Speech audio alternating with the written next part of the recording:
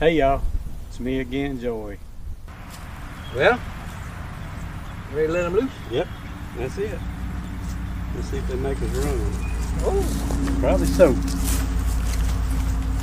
yeah, that one tried to get after him, but other than that, what can you expect? I mean, can you blame them? Oh yeah, they're getting after us now. Go, Joey, go!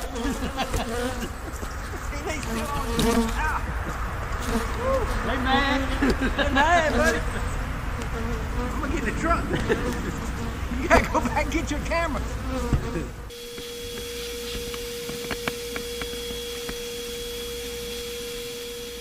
But also, just get as many as you can off the one next to it. Get out. You gotta move forward. Do that side again.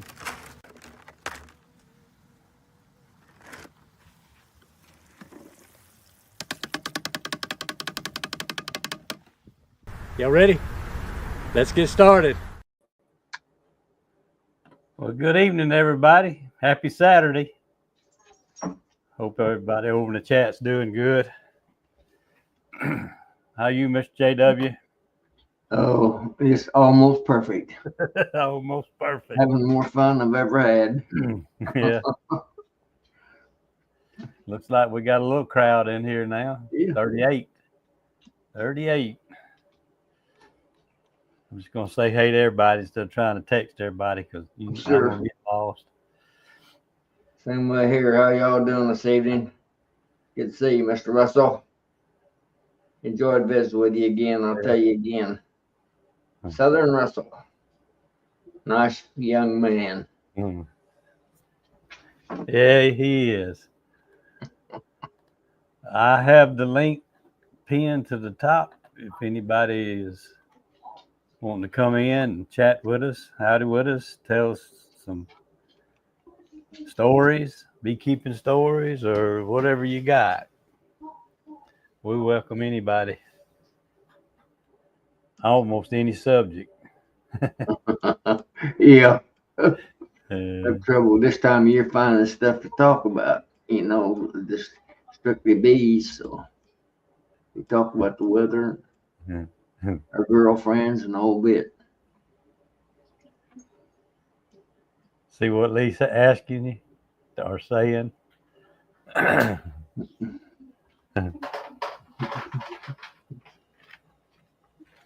Hey, Randy, how you doing? Roy? Yeah, they Larry? telling us we're going to get a little bit of cold weather down here in the next few days. Some has said 19, but I hadn't seen nothing like that. I seen some in the upper 20s. We've already had that a couple of times, but somebody was talking about snow. I don't know. If I watch the weather, I feel like I've been lied to too much, so I don't hardly ever watch it. But somebody is talking about snow. I'm just going to put it that way. Oh, I'd rather look here.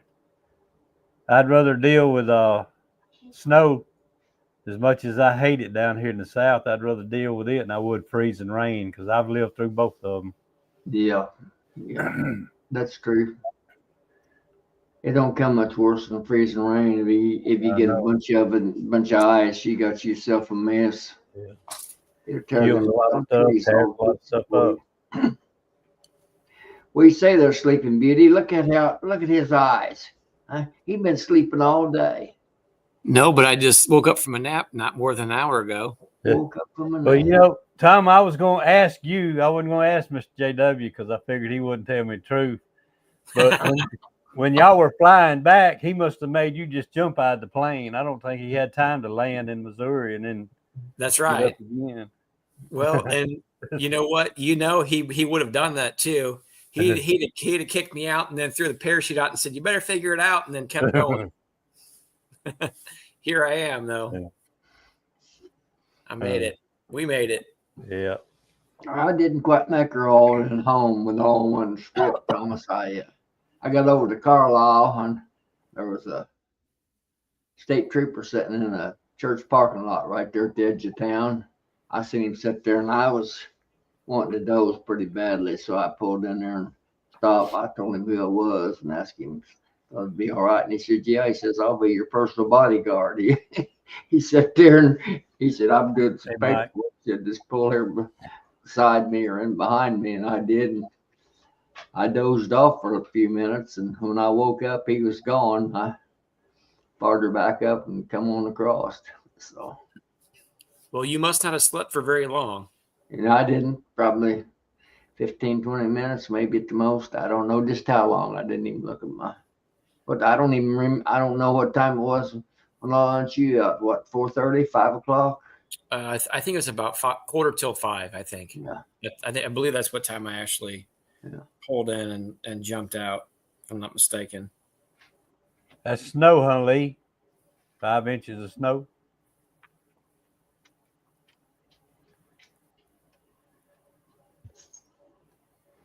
That's only a couple times in a lifetime down this way, 5 inches of snow.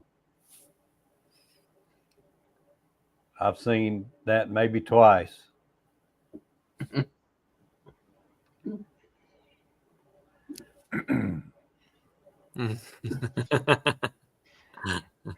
We left your house, Lee, and we never could find I never could find a motel to let Tom stay. So I just kept on trucking. Okay.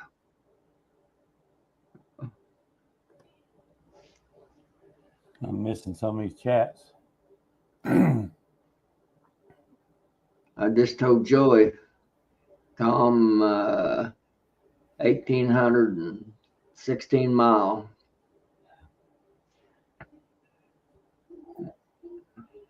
That's a long haul.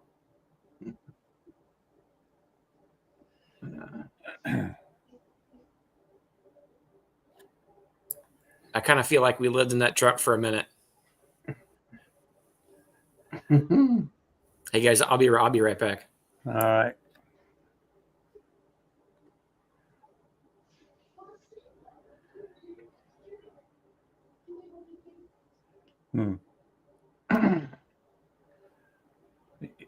I started to go back and look in them little hives I put that funded on today, and I just kind of got busy and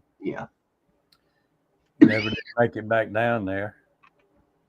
They got those interview covers on them. I could go down there after I get through with my live and check them out.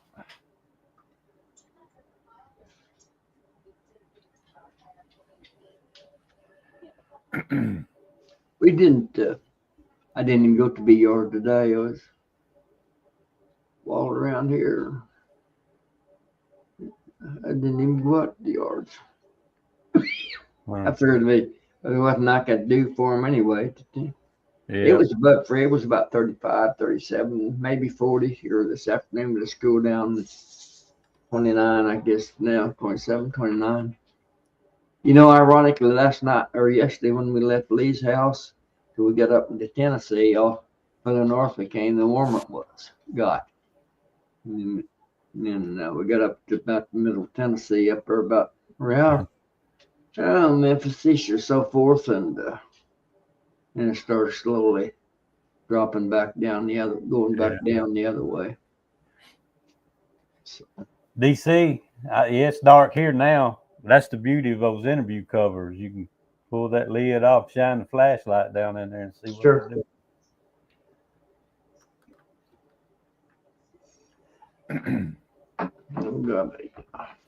Like I said, I'm going to make some of those. They won't be that hard to make. Too tight to buy them. I know several people that's made them with the Lexan. I'm going to make mine with glass. Glass is cheaper than Lexan. It probably is. Yeah, it's quite a bit cheaper. The reason I know that for a fact is I was trimming some tree limbs on my shop shed. And I mishandled one and dropped it and broke the glass out of the window and went up to get to replace it. And Uh, Plexiglass is about half again as much as the Yeah, that Lexan's expensive. Yeah. Well, you know, it's pretty much unbreakable. Yeah. You could probably break something like a 1/8 one if you did it just right. But that 1/4 inch stuff we used to use at work, we've actually bonded it or bound it with a big 2x4 clamp on top Yeah. of a table and just bend that stuff, making a clear box or whatever. It won't break. Hello, Miss Kimberly. How you doing?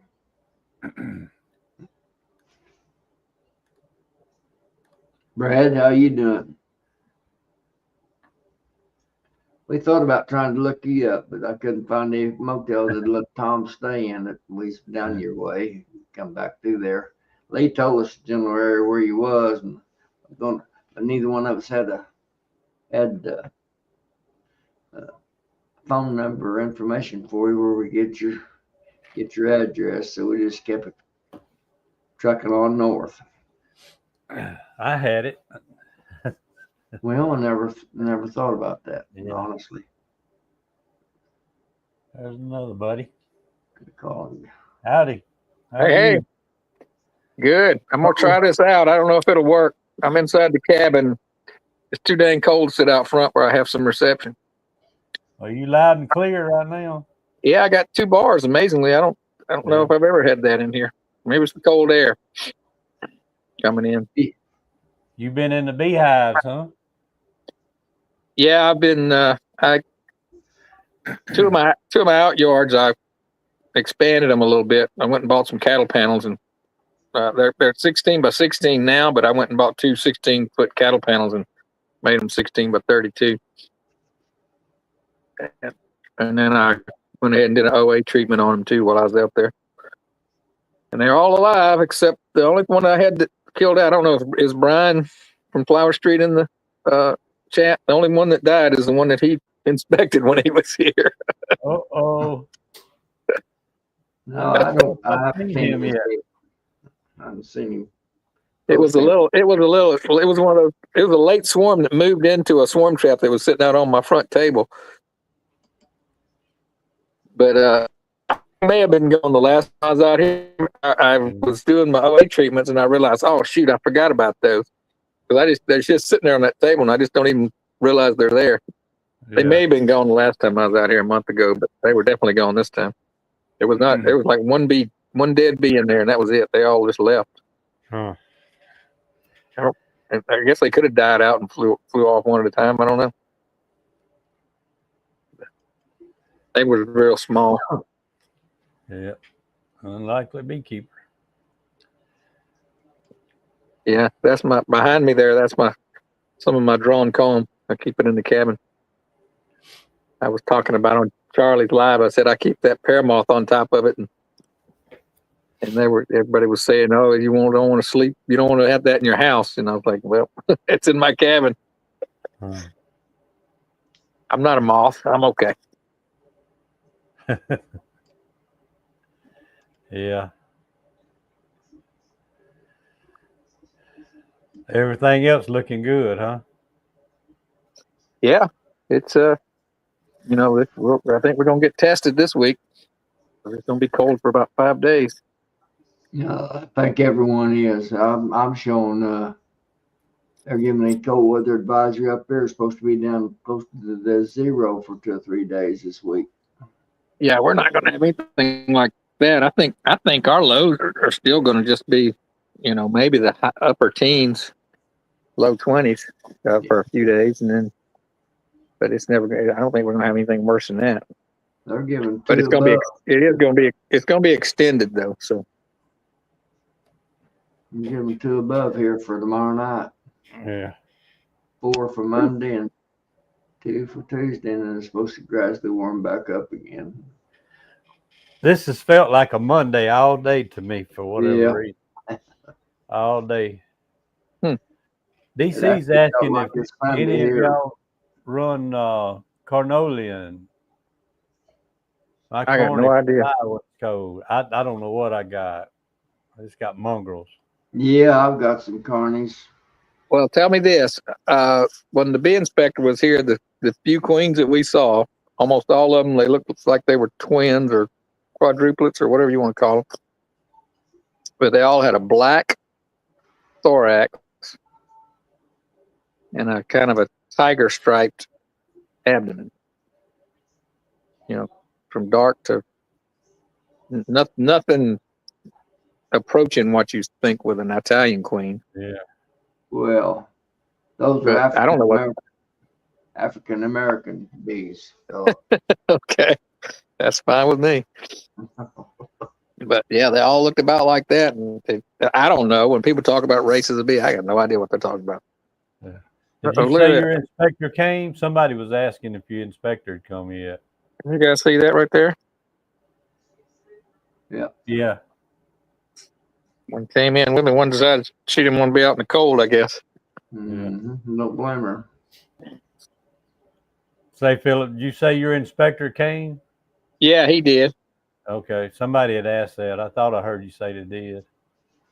Yeah, it was kind of funny that I just decided to go get re-register, and I said, well, I want to sell some bees, so I was under the assumption you had to get a health inspection or do an affidavit, which I thought I'd have to get an affidavit every time I sold the bees, but I went ahead and signed up, and they when I got them on the phone for some reason because I was having trouble with something, and she said all you have to do is do one affidavit for the year saying your bees are disease free, and Yeah. you can just make copies of it.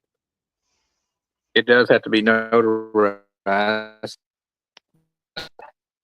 I said, you know what? I'd like for the inspector to come out just so I'd have that experience and understand what they look for and stuff. It was kind of fun. It cost me $100, but that's all right. Did you say it does or don't have to be notarized? The affidavit has to be notarized, but you only Okay. have to do one, and you can make copies of it. Yeah. You don't have to do an affidavit every time you sell them. Yeah.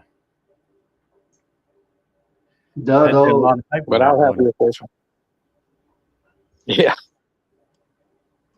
I sold a couple of nukes last year, and I'd already made the deal to sell them before I'm crawling my jacket bee. I already made the deal, and then they were coming out on the Saturday, and I realized I was supposed to have them notarized. I just wrote the note and signed it, gave it to them without any notary, and said, you know, they'll just have to feed me in jail, I guess, when they catch up with me.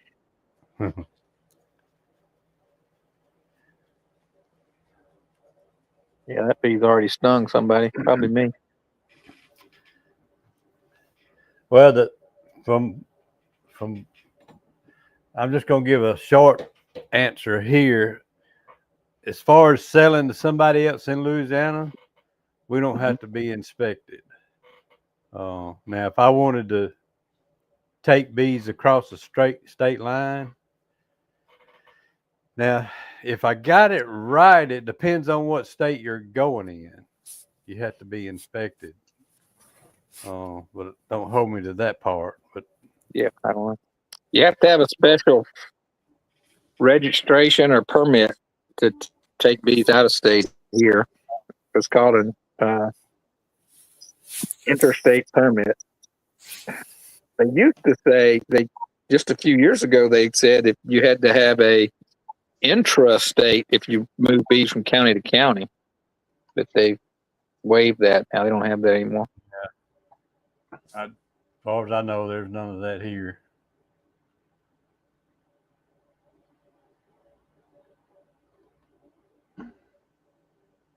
But I had a little bit of brood. I had patches about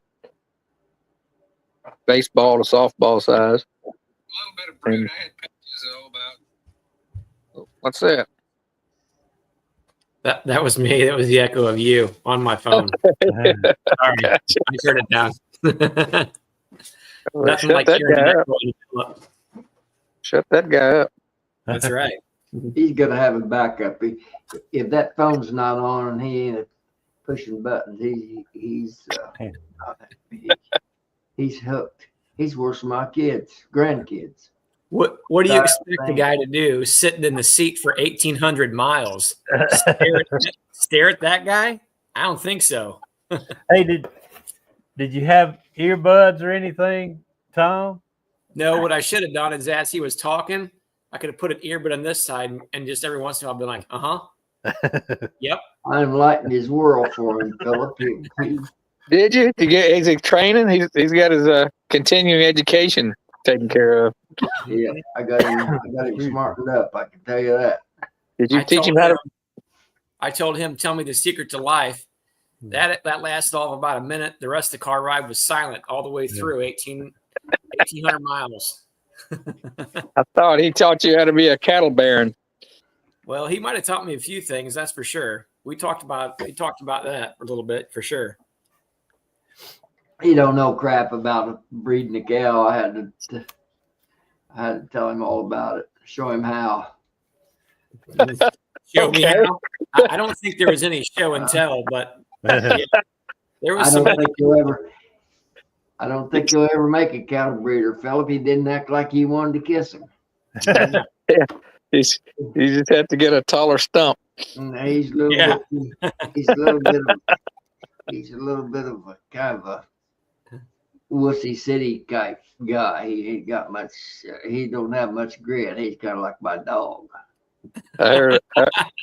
I try not to make it too raunchy, but I heard a joke one time. It's about the cousins and took him out to the sheep pen, and he said, "Cousin, I just can't do this." And he goes, "Well, I guess you can't. You picked the ugliest one in the herd."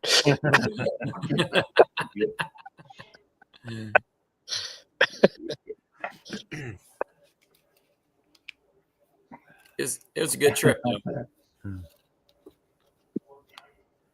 I'm not into it, but I'm pretty sure that in Illinois, all they got to do is change hands. You got to have them inspected, even to sell them to your next door neighbor, if they know about it. You know, I don't sell bees, so I don't.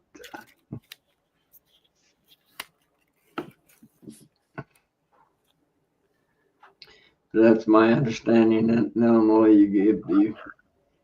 there may be some folks on the chat here that knows more about it probably than what I do. I'm not in the bee market. Got my little labels, Philip. Oh, all right. You're official now. Yeah. All right. That's good.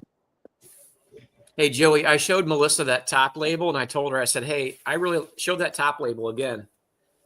I told her, I said, hey, I really like that top label. It helps dress up your cap a little bit better. Yeah. I even really like the style of writing on there. So we're going to look into maybe ordering some of those rather than just having one label on the front and that one on the top. I think it looks really nice. And if I remember, I think I might have told you I think they have different sizes. Yeah, of that too. Those were about a 1 inch, I'm guessing, or if I remember right. Yeah, about that. Okay, I'd have to look on the invoice to see.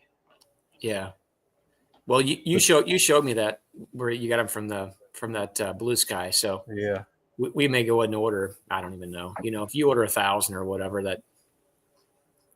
But I like how you had those really large rolls of those, and looking at that price per label, when you order them in a roll of 1,000 or better, yeah, you're definitely going to get the most bang for your buck, right? So, yeah, and they're easy to work with too.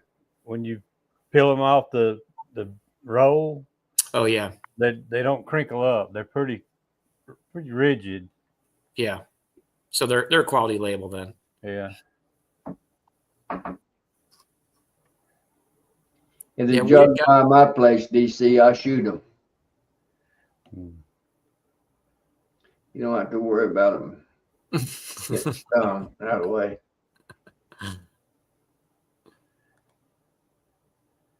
Ontario, we had to get licensed to sell bees, but not to move them around.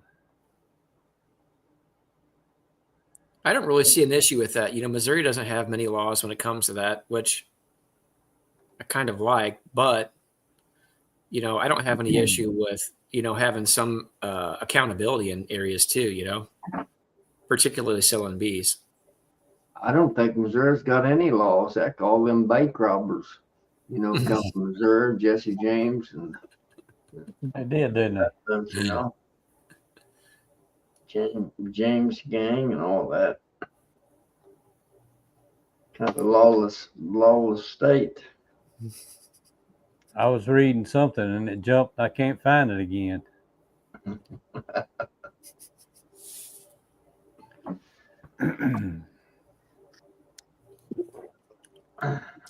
Did it feel good to sleep in your own bed last night? Well, early this morning, a nap, whatever. Who you talking to, me? Yeah. I haven't been to bed yet. I don't believe that. Well, okay, I'm lying to you.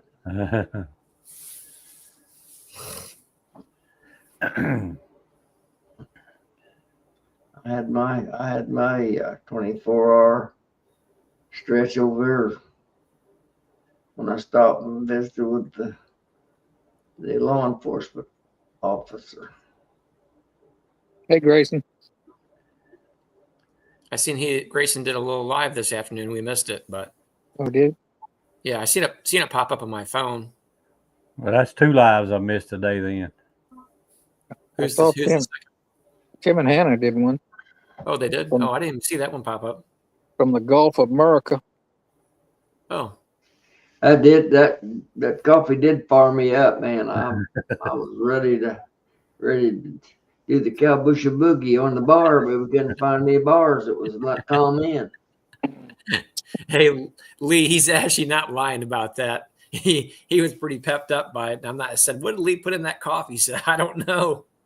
And he was rearing and ready to go. I think that's why he just wanted to drive home, I guess. It got him pepped up. He wouldn't have been able to sleep all night, but he'd have been like a 2-year-old bouncing around the room, You'd have had a swat at him with a newspaper a couple of times and threatened him to take away his toys or something if he wouldn't go to bed. Truth of the matter was, I had about all my co-pilot I could put up with. He had my eardrums just completely beat down to a nub. Tom James said a 2-inch fits a mason jar. Say again? James says 2-inch fits a mason jar. Let's see what I got. Seemed like it would be. It seemed like it'd be more than 2-inch, but like 2.5 or something. It probably would. 2-inch. That's what I use as a 2-inch, but on a mason jar, it's got a little space around it. Mm-hmm. I do some chunk honey in mason jars. I used to. I think I started using my 16-ounce salsa jars for that. They cost about the same, about $1 a piece. Well, it don't show the size on it, just the part number.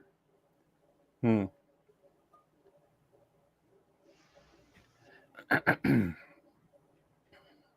well.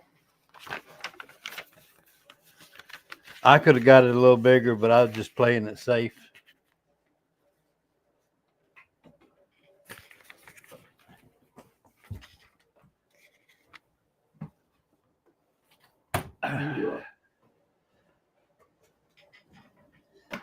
What am I missing? So you are down at the farm, man, Philip? Is that correct? Yes, sir. Yeah. I am. I got to fire up the old wood stove here in a little while. First time this year or this season. What's the temperature where you were at? You're gonna laugh. It's 45, but I was like, it's cold. It's 45. Yeah, it's pretty cold here again today. I think it's 24 degrees right now. I'm showing 29, but mine could be off a little bit. I think I'm 24. So Dave's still up like 67 today, still down there. I don't think that's fair. I'm kind of hoping they do get that bad weather. Teach them, mess with us. Mm-hmm. It's The a only whopping reason I'm telling you, 63 Joey, degrees. that's what I told Jeff that the only reason the weather was so nice is because sunshine usually follows me. So I'm such a nice guy.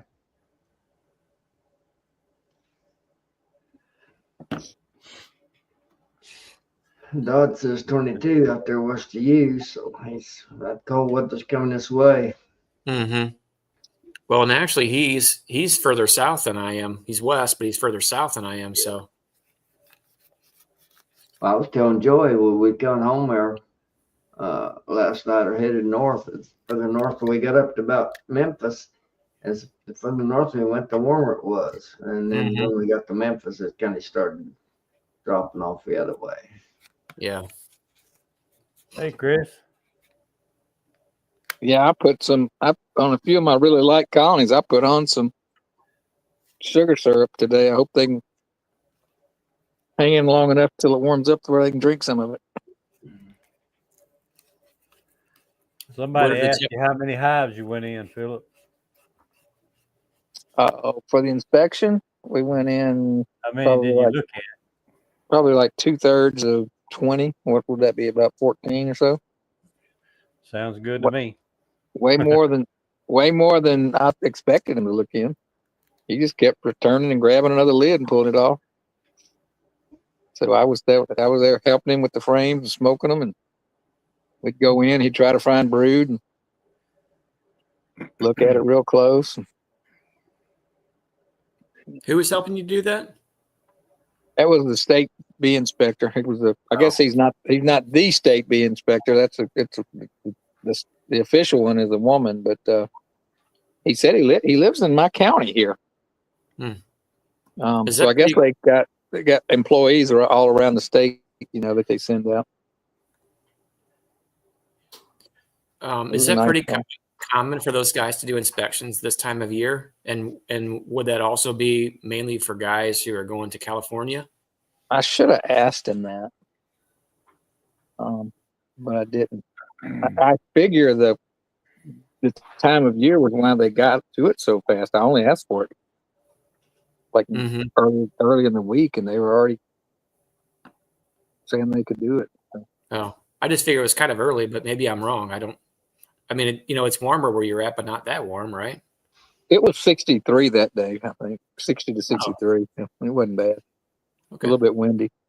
I got you. The bees, it was cloudy, so the bees weren't real pleased with us. Yeah. But overall, I thought they were well behaved for the situation. Yeah, that temperatures felt pretty good at least a couple of days down there, like Joey's place and stuff. In the early morning, it was pretty chilly. You were in a sweatshirt for sure and kind of chilly. But as soon as the sun came out, started warming it up a little bit. It really warmed up pretty fast, actually. And it felt really good. And honestly, for me, it felt like spring was in the air. You get that smell and what have you, in the early spring. So for me, we have a little bit more winter. For all of us, we really do. But we're definitely getting closer for sure. I had still forgot to show JW the tallow tree. I thought about it after we'd already had lunch and left. Yeah. But I was going to show him the biggest one I got around me is right on the edge of the yard. Well, we appreciate you helping us out while we were down there. That's for sure. I would have rather hung out with somebody than stayed in a hotel anyway, but yeah, you didn't have to do that, but we do appreciate it for sure. Did you let them sleep in your storage shed, Joey? We would have. Yeah, pretty much. No, he took care of us. It was nice and warm inside the honey house, though.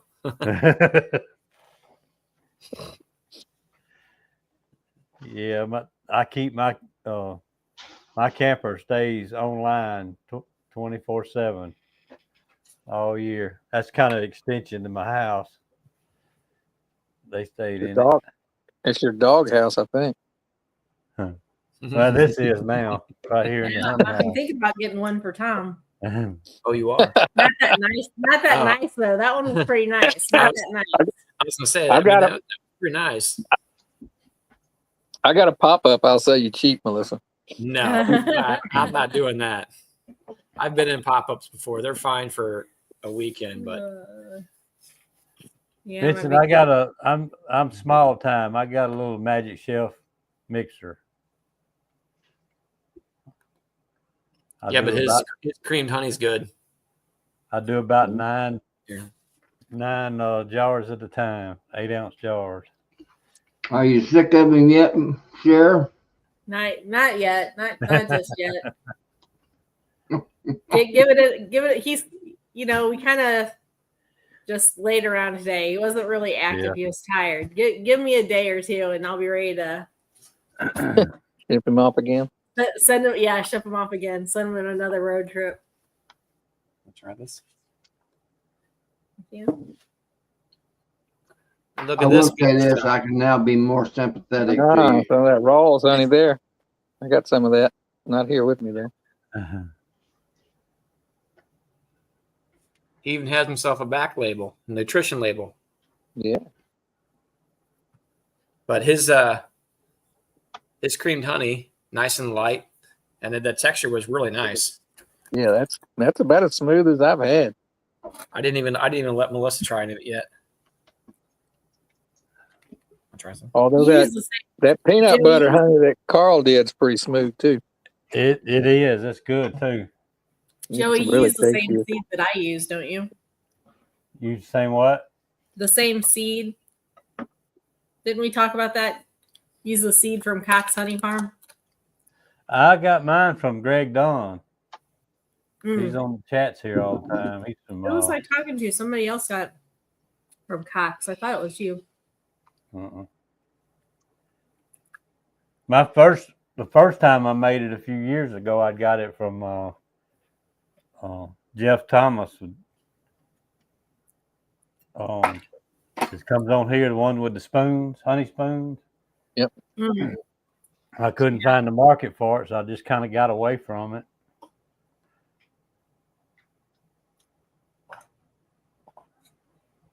I might have to do one on it sometime or another.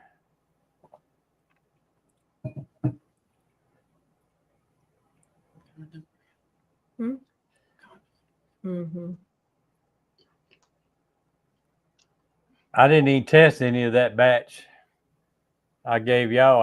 I'm just assuming it's smooth as this. It is smooth. It's as smooth as the other one that I had a couple days ago.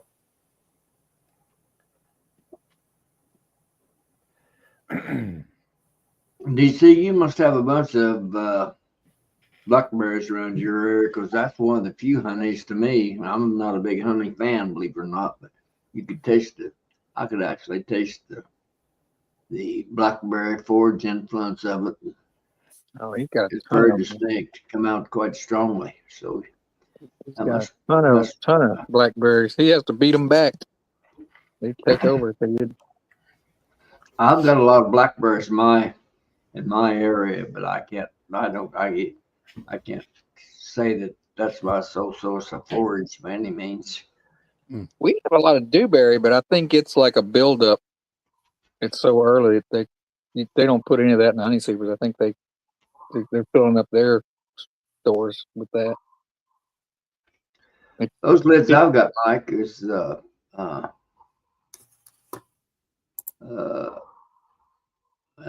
has got the pre-seals in them. And when you pop them on there, the seal to the top. Yeah, they're like pressure seal. Yeah. They self-seal. Yeah.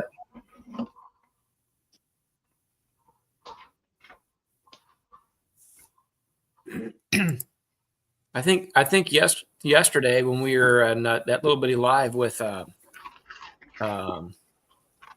JW, myself, and Mr. Lee. I think Lee purposely gave me the mic that wasn't very loud because I think he kept trying to cut me off.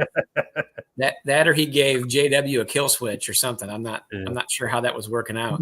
I went back and rewatched it today. Is this mostly wildflower? Yeah. Yeah. Mhm. That Or would be anything. from late spring, so probably June into July. Oh, it's good. I was trying to figure out what it might be, but I didn't know I if it was. I think there's some tulip poplar in there. So our dark honey, which that's the dark honey, that's the one that's won the most awards.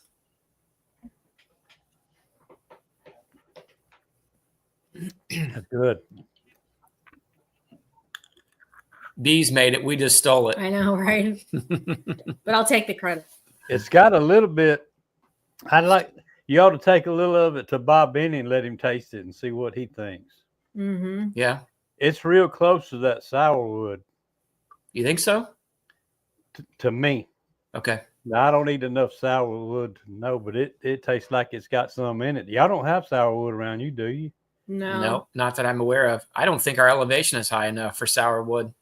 Because hasn't he said before that it's usually tends to produce nectar up around top side of 1,800 to 2,000, 2,200 feet? It's higher elevations. I'm not sure. Remember, it's the We sumac. don't have to be that high for the starwoods, but they won't produce at lower levels. They won't flower.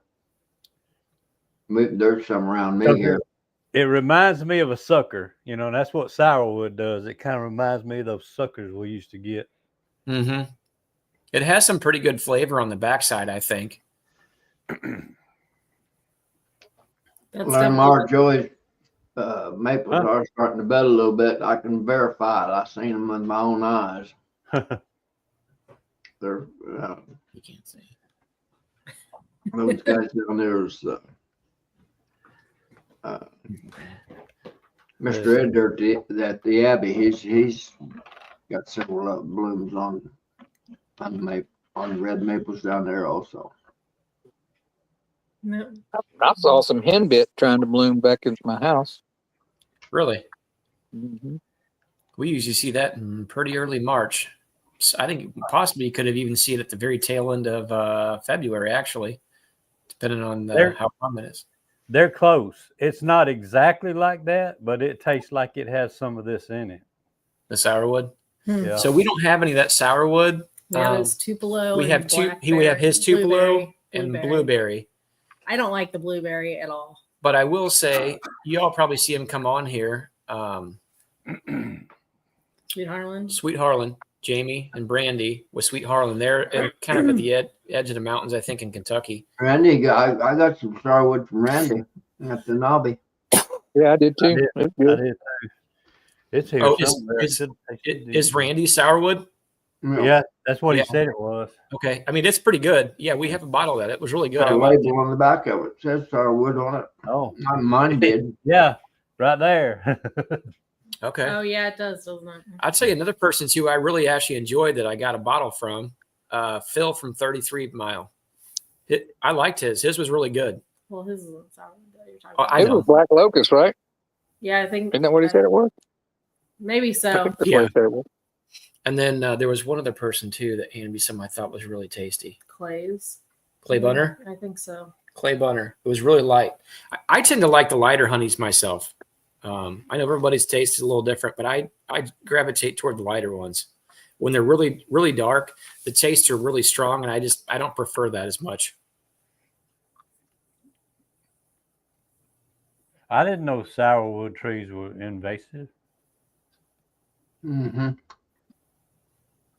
So this is the black locust. Black locust is too, and that's like our premium honey here in Missouri. Yeah, the black locust tree is invasive. It actually colonizes. So when it grows, it usually grows in like groves.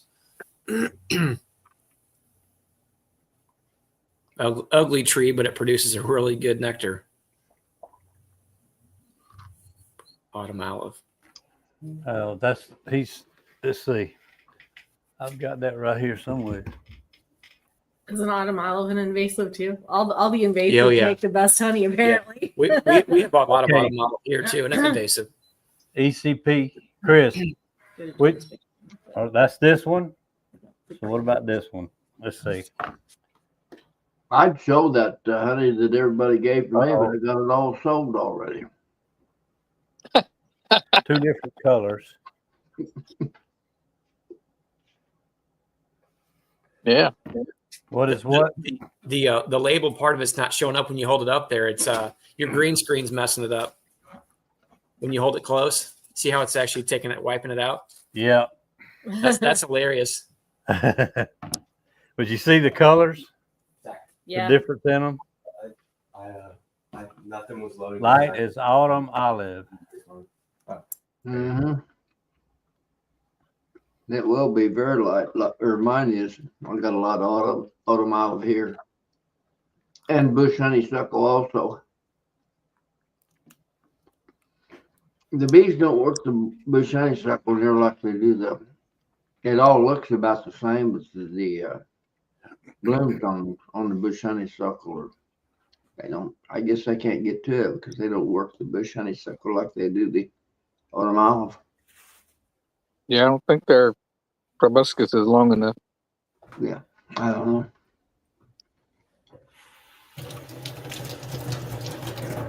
Oh, my fork's dirty. Tasting honey. I got to rewash them all.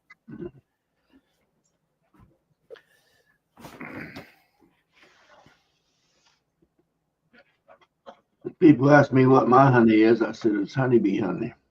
Honeybee honey. Mm-hmm. Yep.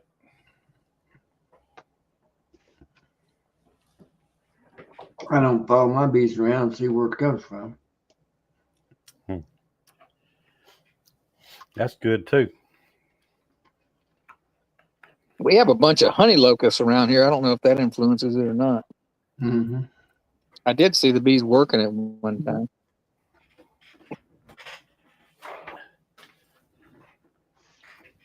That's the real light honey up here. If it's, you know, the majority forage, it'll be light.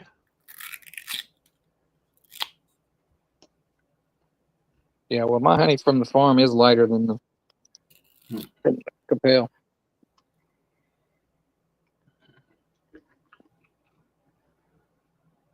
This darker honey is a little bit thicker too.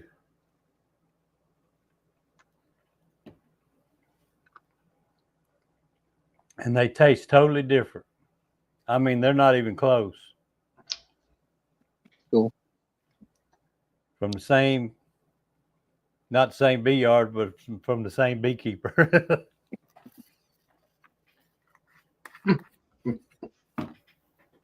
It may be from the same bee yard. Different time, yeah. Yeah, different time of year. Okay, I don't need to taste any more for a while. I think I like that. What do you call it? What'd you call it? Mountain olive? That's good. Autumn olive. Autumn olive. Autumn olive. The other one's good too, but the other one That's stands mimosa. out.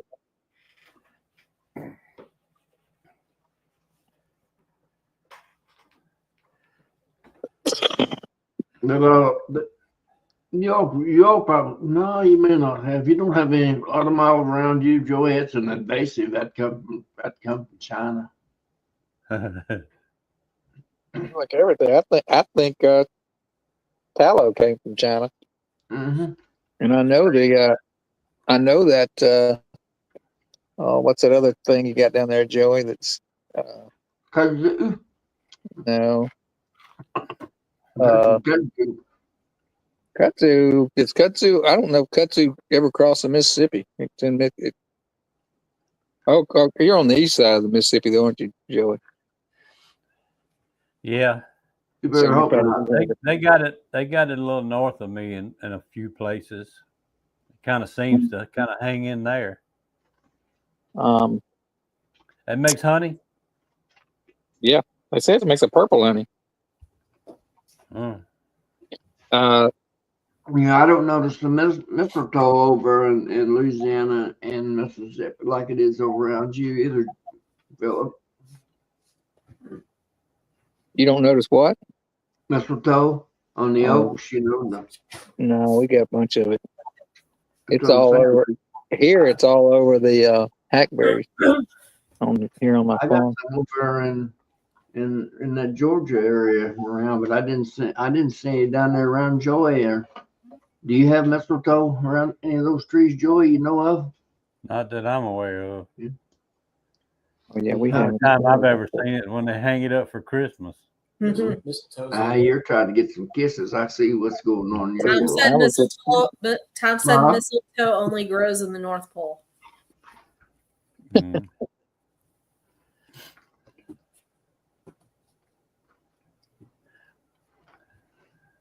All the good honey producers, I guess, are invasive. I Yeah, know. I mean, Well, I'm sitting here trying to think of that bush that you guys have so much of. It's got the white flowers. It's a ligustrum is what it is, but that's not what you call it. Up here? No, down where Joey is. Oh. We have some of it up here too. Little bush Shoot. with a white flower. Philip It's says, or he says privet. Privet, yes, privet. well, Privet that was the first thing somebody called out. Privet. Yeah. That's Privet is all right. privet is Yeah, that's invasive. kind of what really gets us kicked off big. Privet. I mean, the red maple is the starter, but the privet really kicks them in gear. When it kicks in, you better be ready. You better already have your splits ready. There's a Boy Scout camp in Dallas that's just overrun with privet. They have to come in and just mulch it to try to just keep it from taking over completely. And I'm It thinking about, almost will. I'm thinking about asking if I can put some beehives down there just when it's blooming.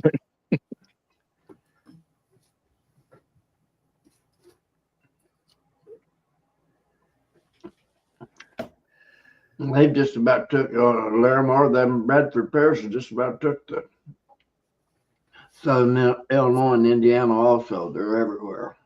Really? I didn't know those things were fertile. I thought you had to plant those from a nursery tree. They do offshoots, and like the wild ones, I think they have thorns, don't they? They're Tom, don't the Bradford pears like when No, they not the offshoots or the wild ones, they grow Bradford pear thorns. They cross off. Yeah, when they cross off, they grow thorns and stuff. But the ones That's in a like, big- so we have two of them in our yard that Tom would love to get rid of, but to replace them with a nice tree, that tree is going to take years and years and years to grow. So Well, just give it about 10, 15 years and it'll split right down the middle if it's one of the. we've been in this house for almost 20 years, and neither ours look nice, but Tom keeps them trimmed also and maintains them. So Yeah, now we may have not let them neighbors get heavy split. enough. Yeah, they've got the limbs don't come off Mhm. perpendicular. They come off at a V, and when they get too big, those limbs they just splits right down the middle. Yeah, most of our over. neighbors, theirs are gone, but ours are going strong. But I think it's because Tom trims them Yeah. and takes care of them. But the bees Bees don't work to Bradford feed. pear, do they? They look pretty, but I don't think the bees touch them. No, we see them on them in the spring. The Bradford pears, yeah, they'll be on them in the spring, because we had heard Really? that too. And then we're like, the bees are all over these things, whether they're getting nectar or pollen from them. I haven't looked that close, but yeah, may not be the best source, but if it's all that's around, they'll go for it. Hey Joey, my phone that's dying fast. I started out with 28% and it's down to 8% already. So that's We're gonna part of it. start a fundraiser for Philip for chargers and phone cords You need to buy Well, you a charger plug. and extension cords. I'm plugged in right now, but I think my cord's gone. It's old enough. It's gone. I don't know what happens to cords over time. I don't know how they make them. Nope. Hey, Steve Evans, how you doing, buddy? I can Yeah. I can buy a new cord every month, and for some reason I'll end up with the old broke one before it's over with. I have to constantly buy cords because mine disappear out of my car and my bedroom, Yeah. and because I have two teenage boys that also have iPhones, and Yeah, I Mike bought a keeps bunch of putting their different warning ones, up. and everybody had a specific color one time. To I keep tried that. to keep that from walking off. They still ended up asking me for mine. So I said, why bother? You know. I've been tried buying like pink and purple. That didn't keep I them. wish they would investigate how they get them to go bad. I mean, how can a perfectly good, you can have one that's worked for like 6 months and all of a sudden it doesn't work anymore. I It know. doesn't make any sense to me. He's like, Look, this cord right here. Let me show you what happens on it. I probably won't be able to make it do it now for nothing. hold But on. that end slides up. See that end, how it slides up? And you'll think you plugged in and you're not. Mhm. I think that happened to me here. These ones are my favorite ones right now. They're flat, so it's not like sticking down like this. It's like this, and the braided. I think the braided ones work better than the plastic ones that you go with your phone. Well, this one worked good for a while, but it's also braided. I like the plates best. You don't have to worry about it. Just flop them on there and go on. Yeah, you're right about that. Clay, I did see that. I was watching that video today. I saw that.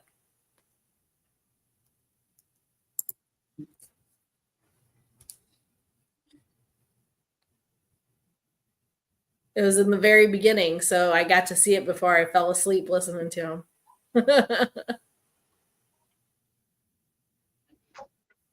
Yeah, but no matter what, if my phone's hooked up to a charger, it won't.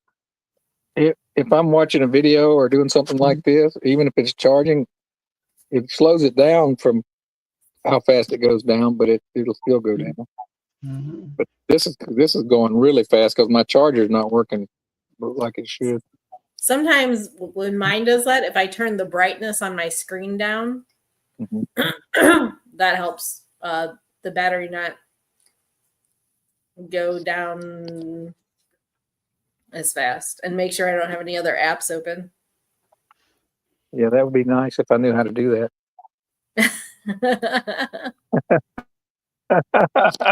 I'll bet your son does or your daughter. Do you have an iPhone? He's not here though. Yeah. Do you have an iPhone? Nope. It's an Android. Oh, it's a crap droid, Tom. No, it's not. That's a constant fight in our house. Tom has an Android, and me and the boys have iPhones. Just ask Lee. He knows what's superior. The iPhone.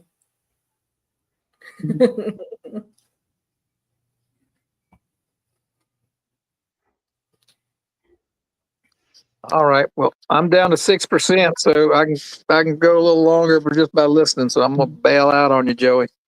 Yeah. I've enjoyed talking to you guys. That's myself. I'll see y'all later. Good night. Philip. Yeah. Yeah.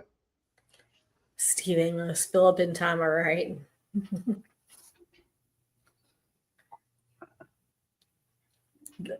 The only thing I like better about Tom's phone is the camera. Everything else there's no reason for that nonsense. It's a pain in the butt to use. My phone's much easier. That's all I care about. I wouldn't know Well, how I'm to going use to tell you what. I think both of you are addicted to them. You're like my grandkids. Tom needs his phone for all that politicking, JW. You think I might be aware of that.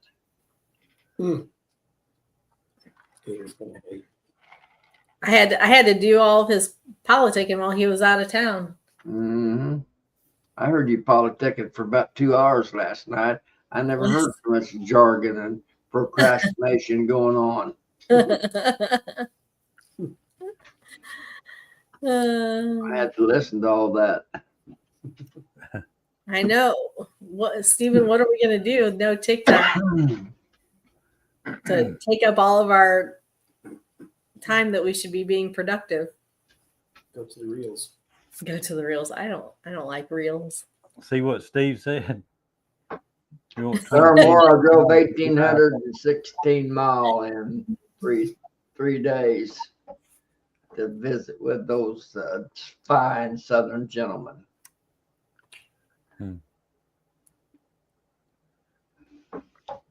But I actually didn't. My primary reason for going was to visit that. I wanted to visit and go through that Abbey. There were St. Jeff Joseph Abbey. Mr. Ed, where he keeps keeps bees for him. That was I wanted to see that Abbey. So what'd you think about it? And I also wanted to get a casket made for Tom. Get Tom measured for one of those caskets down there. What'd you think about the Abbey, JW? Yeah, it was beautiful. I mean, there's another one that actually, according to Ed, back in the 1800s, the monks from that came from the Abbey. There's a big Abbey up there. Actually, you guys went right by it going to Louisville. It's over about halfway across Indiana when you went across Indiana to going to Louisville. It's about halfway across there, 2/3. It's called St. Mildred, and it's probably bigger than that one down there. And the inside of the big church is maybe a little bit more ornate than the one down there, but they're both very, very beautiful. Worth anybody's time go just to go to that Abbey. And it is basically open. The whole thing isn't, but of course I had an inside. I had to bribe Mr. Ed, but I got him to take me on a $1.50 tour instead of just the normal quarter tour that he gives the average people. Kind of a high roller. I give him $1.50 for our tour. JW, what was that you asked them people when we was looking at them coffins? You talking about one for Tom or something? And you asked him if it was soundproof or something like that. Yeah. I asked him if it's soundproof, and he'd be wanting to try to talk his way out there. He's pretty tall. Them things don't look long enough for him. I don't think he got any pictures. I just do him like an accordion, just fold him about thirds. He ain't bigger than a peanut.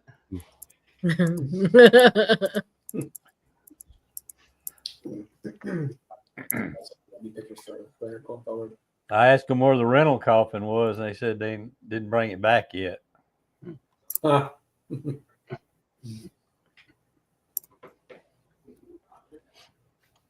they coffins or caskets? They're caskets. Yeah. I don't know. Is there a difference between a coffin and a casket? Yeah. There you go. That's the outside. That's the biggest beehive I ever seen. There's a hive of bees in that thing. Is there? Yeah. On the back side. I took a picture of it. Oh, did you? Yeah. Let's see if we can find it. Keep going. You can't see him. There's JW. Tom taking a picture of JW taking a picture. He was in my frame. He wouldn't move. Mm-hmm. That's all hand painted, right up there. That's right. Mm-hmm. Took me about half the day, half the trip to get all that painted.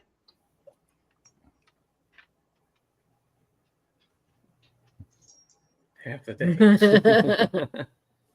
Hey, Brian.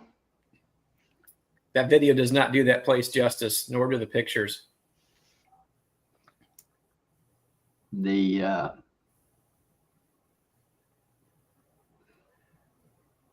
Yeah, we used to, when we'd go motorcycle riding a lot, we'd stop at old churches we could go in and visit.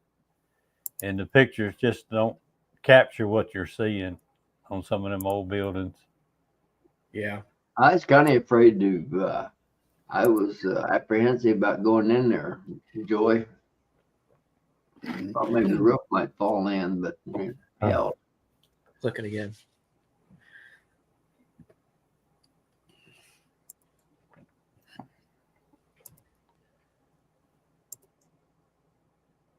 Where's the beehive?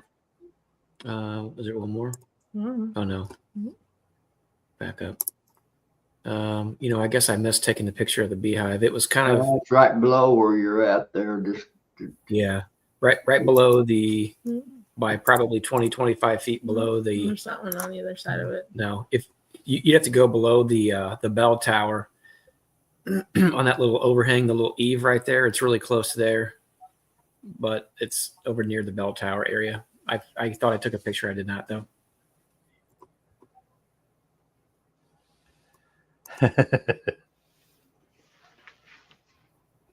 Yeah. Oh boy. very well could have. I had Jeff come He in. didn't touch the holy water, did he? I steered clear of him. Uh-huh. I didn't know what was going to happen. I had Jeffrey, Mr. Ed was my guardian angel, so there wasn't no danger of me. That building's pretty spectacular, though, isn't it, JW? Mm-hmm. Wasn't as ornate as some I've seen on the outside, but that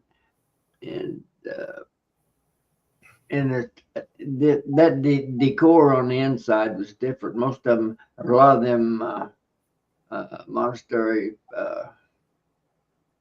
churches have all them saints and stuff that they had painted on those, or they have them in statues. Oh yeah, I have seen that before in a couple of churches. I really like the architecture of that building, though. It was pretty neat. Mr. Ed wouldn't take us up into that bell tower, though, would he? Well, I imagine that would cause a problem with the administration. Yeah. Well, I didn't want to be disrespectful, but I just wanted to capture all of it.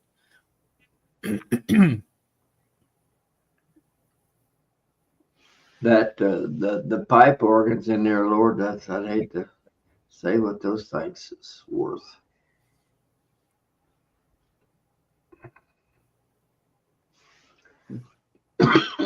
We went and looked at an old church building. I don't forgot what kind it was. We was in South Louisiana. Trying to think of where I was at. It'll come to me later. But it was an old church and had a lot of history about it. Some of the people was telling us it had a big pipe organ in it over in the corner. They said they actually waited till the organ got there first. Built the church around it. Built the church around that pipe organ. Yeah.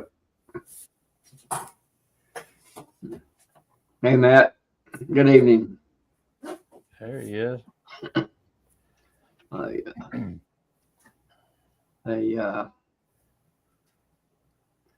The most ornate one I was ever in the States, Salt Lake City, Mormon tabernacle.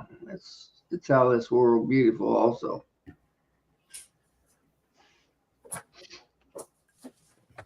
I like churches. I like to go in them, just to look inside of them. Mm-hmm. They're all a little bit different. All the grounds there were pretty nice too. I mean, they're pretty well kept. And they got a maintenance crew that does all that mowing stuff. So got a built-in work crew. Mm-hmm. Some of those seminarians probably have to work some, maybe. Yeah. Pay their penance. That's right. Mr. Ed, I'd hate to have him for a boss. He'd point you to death.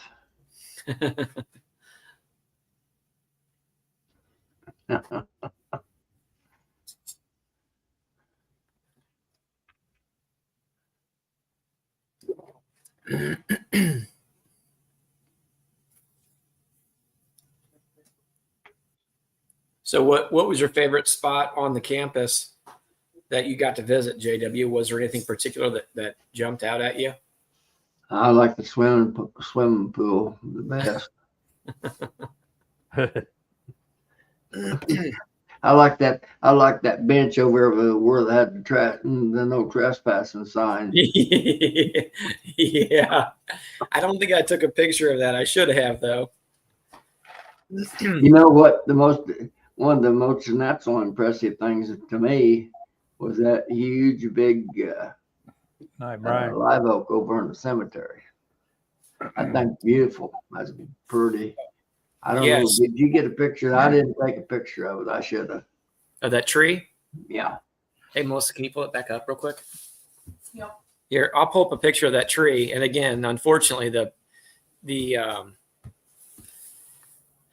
picture's not going to do it justice. Well, what would you say the spread of that tree was? Oh, the base would be better part of 10 feet, I'd say. No. I meant the spread from all the branches hanging out. Oh, That one? Yeah. 90 feet? 50, 60 foot, probably. Oh, that was more than that. Yeah. Oh, well. More than 50 or 60 foot then. Can you zoom in on that? Well, I'm not going to be able to see. If you look closely, you'll notice on there's poles, a metal pole that several of them that actually go under the drip line of the tree, holding some of those large branches up. Because I don't think any of those have gotten to the point where they've touched the ground yet, but they were all pretty close. I don't know. I don't know how to do that. That's Lee's department to zoom in on things. Yeah, I'm not sure. I'm not that advanced. I thought that was kind of a cool picture, though. That was actually in the cemetery. At least I've been up the whole Grand Canyon. I've done the whole thing. Which rim's that on? Where's it located? North rim, south rim. Around what area? I've been from Page clear to the dam on it.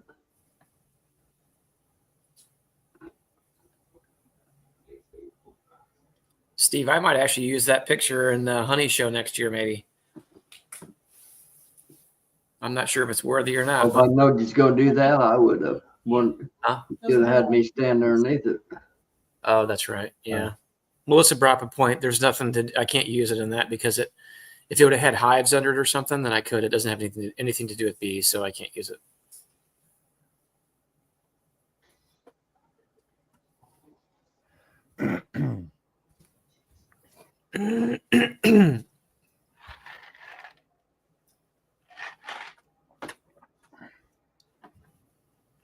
That graveyard wasn't Grand Cayman.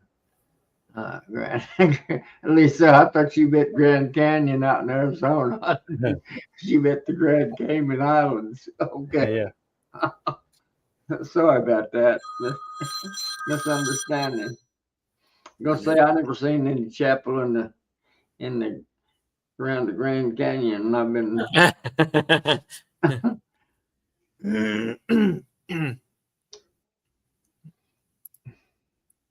Hey, Michael, I'm not about to break the rules, buddy. But there is one guy here in this chat that would be the rule breaker. I'm not going to list any names, but he's sitting somewhere down this way.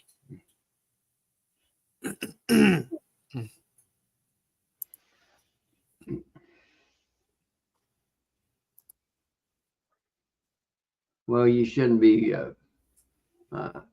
treating Philip that way. He's not able to speak out and protect himself now that his battery's low.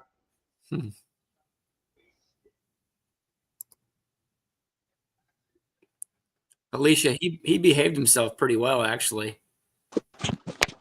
What's up, Matthew? Hey, now how's it going? Hey, we're just living life right now, bud. I hear that. Me too. Thanks for popping got in. back. JW and I are a little dry tonight. Are you? Yeah, he worked all the conversation out of me that I had to give. So I'm on a reboot. I'm glad you guys made it back in 2 safe pieces. You know it? Yep.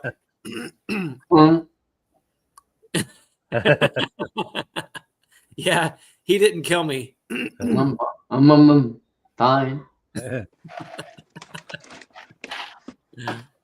No, I'm glad you guys had fun. It looks like you did on the bits that I saw. It was fun.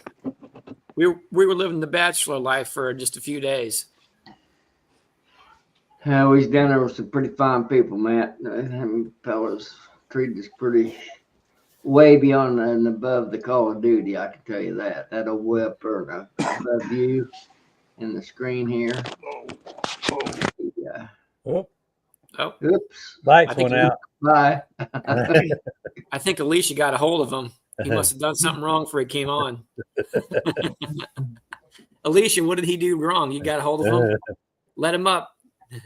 Take your hand off of his neck. Let him get a breath. No witnesses. Oh, here he is. Sorry about that. Huh. Technical difficulties.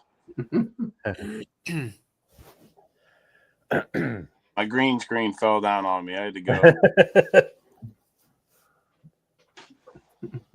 So yeah, you guys had fun? I cut out on me. I didn't hear. Well, as much fun as you could have, I guess. It would be legal. We could have had more fun, but it wouldn't have been legal. Right. More fun to be able to bottle it and sell it. Yeah, that Death Wish coffee might had me all wired for sound, I'm telling you. That must have been some good coffee. I drank a lot of coffee, but I don't drink a lot of caffeinated coffee. Most of the coffee I drink's, if you call it that, the true coffee people say that's not real coffee anyway. My mama was originally from that part of the country down there, Joe. That's where she came from, and she drank chicory, and she'd put that stuff up, roll up some nasty stuff.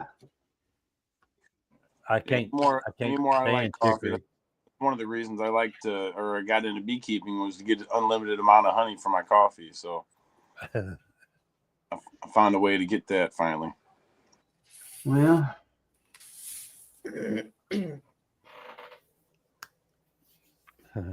Joy, yeah, I saw your video this morning. That was a cool video. I appreciate the shouting it out or giving that fondant a try. That's what it's all about. That's why I wanted to share it and pass it along to all my. heck, you got a whole support group down there. Mike Berry was talking about how he liked it. Really, that's awesome. So, heck, you may have to go manufacturing that. I believe them Southern boys might be a market for it. Heck, you know, that's figure something out. out. Watch them, they'll be stealing your patent. I'm telling you, they're you got to watch them. You got to watch them Johnny Rebs. I'm telling you. Yeah, you can't give all the secrets away and what you got in it. Yeah, just like anything, just like beekeeping, you know, anything with a little bit of hard work, it'll weed a few people out off the top. So, but it's not that. It's not that bad to make.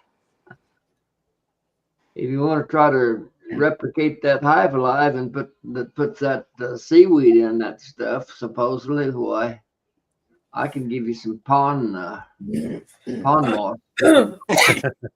mixed in it. There you go. Yeah. Strain the top off of some of that swamp water down around Joey and haul it up there to you. The bees seem to like that stagnant stuff too, don't they? Well, they do. They really do. Drink.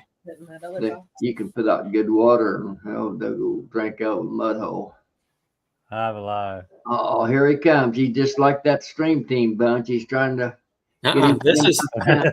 Hey, no. This is for you guys for giveaway stuff at the EMBA. at the Here we go, EMBA. Joy. Here we go. It's just all giveaway stuff. So this is gonna be giveaway items. On him. We're going to charge him this time. So like Philip's coming. Who else is coming? Matt will be there. Philip's. Maybe at Philip. Todd, no, it was Todd. Todd. But yeah, let's just say Philip's coming too, because I think I heard Joey's coming up. That's why I heard saying Joey's coming up. Matt will be there. Philip will be there. Lee's coming up for this. JW is gonna be signing autographs. JW is gonna be. He's gonna be in the. Oh look, he just left. He got all bent out of shape. Brian Zavada will be there, but Lee's gonna bring the dog, and they're gonna. Yeah, JW. Mike Mahar with 21st Bees. He'll be there selling his new frames. Yeah, we're excited about that. No, Hive Alive just they sent us 15 2-pound fondant patties and some of the liquid feed supplement for door prizes and raffle prizes and stuff. Mike with 21st Bee in there actually has some stuff he was going to donate as well. So if you're interested in trying out some of his frames, which are pretty robust, they are. You'll have a chance to get those as well. And he's got percentage off too. I can't remember now what it was. He's on here. Mike can say it's like 10 or 20% off on some of his new frames. I don't know if anybody's seen him at the North American Honeybee Expo. He had a booth there. I hope Noah will be at. So he can spin the wheel. Yeah. Yeah. Bring Noah, Sophie, yourself. All you guys come up. It'd be fun. His booth at Abbey has some good products. I like it. I didn't realize that there was a small cell and larger cell on the foundation. Mm-hmm. I mean, I know drone comb, is a larger cell. Even with the workers. He had like 3 or 4 different size cells. He has 3 different ones. One's drone comb size, one's a small cell, and one's the I can't remember. 6.5. I can't remember. Alicia, that would be so we are obligated for an after dinner already with the club itself, with the board. But that would be cool if you all organize something with all the people that are coming in from out of town to go to dinner. Yeah, you guys. So Alicia's happy to plan something if it helps you guys out. I'm volunteering her. Hey, well, what would be great is that restaurant that's attached to the hotel, Twisted Tree. If you could find out, if who wanted to go and you guys made reservations there, that's a phenomenal restaurant there. It is, yeah. But there's lots of restaurants right there in that area. Yeah, it's really nice. I've eaten the one in Arnold, the Twister, I think it's Twister Tavern, maybe. Yep, well, they're owned by the same company, yeah. Oh. Really good. Hey, keep it going for a while, Brian, because we have to take care of the guest speakers and stuff first. With dinner and stuff, we have to do that first. But I mean, if you guys are still going after that, we'd want to join you guys for sure. Oh yeah. I didn't hear you mention that they was invited anyway, Matt. Oh yeah. It comes with it. Man. All this politicking for nothing. We don't even get an invite to the after party. How about that? Hey Matt, are you going to invite JW? Yeah. Yep. Absolutely. Matter of fact, give him a +1. There you go. He'll bring Boz. We're gonna have a microphone for a singing duet. Mr. Aloysius P. We Bosworth. charge for that service, I don't blame you. I bet people would take up a collection. Don't threaten you with a good time. Yeah, I hope you guys are hanging out late so we can join at some point. Yeah, I'm sure. Folks together. Time flies when you get a good group of guys together. A good group of people together in general. And you start talking. Next thing you know, found out time flies. Matt, you're going to be tooling around with Todd too, right? Because you're grabbing him from the airport. Yep. And I've got some handouts that the boys down south didn't take all of them while I was down there that I took down there for them. I'm giving out, I had samples of some of my dirty underwear. I should get them boys for souvenir.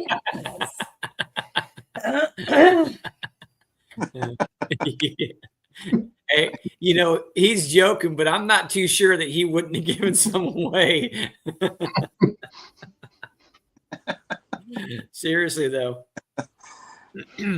JW, you should try to get Jen and her husband to come over.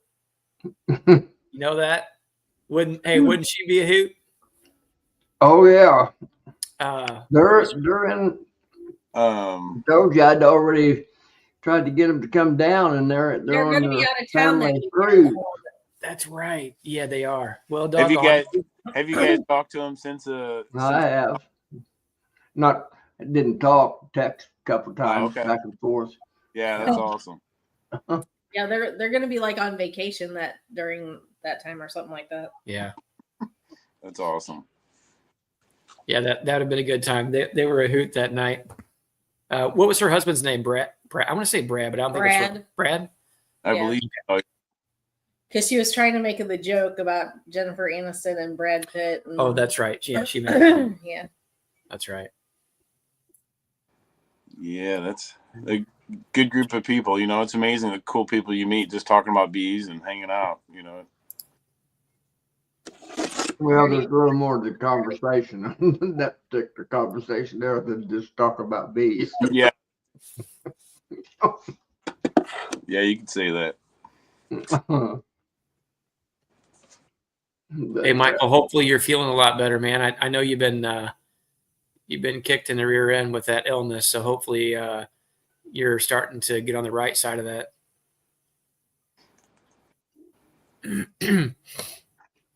I think I'm wanting to try some of those frames. I want to try some of those.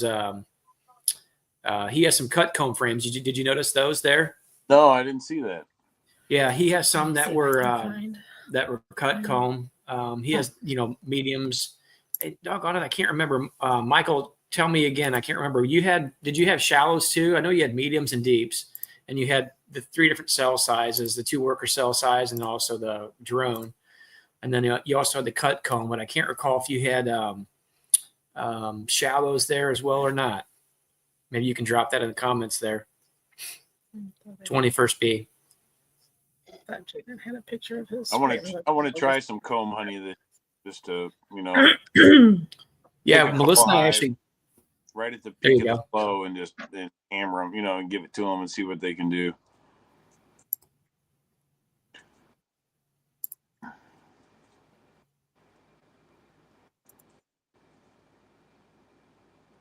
Yeah, there's those cut comb frames he has there. Oh, okay. Yeah, maybe I did see those. Yeah. I guess I didn't realize that was cut comb. Mm-hmm. Yep. Yeah, you can see he has a different I forgot he also has them for the mini mating nukes. I mean, if anybody's running those, you get the 4.9, 5.4, and then the 6.6 is for the drone. His infinity frame. Well, they're all infinity frames. I know. I do like the communication hole in the middle of the frame like that. I mean, that's can make it more convenient for our bees. I know in any cutouts I've done or any kind of feral colony, they have holes any which way, that they've deemed necessary for, comb to comb travel. There's always, it's never just like a perfect sheet of like what we consider a perfect frame of comb. It's always, there's imperfections to their benefit, I think. Yeah, and that's actually part of his proprietary design, actually, if I'm not mistaken. I thought that's one thing he had done with his patent, his fins there was those pass-through areas.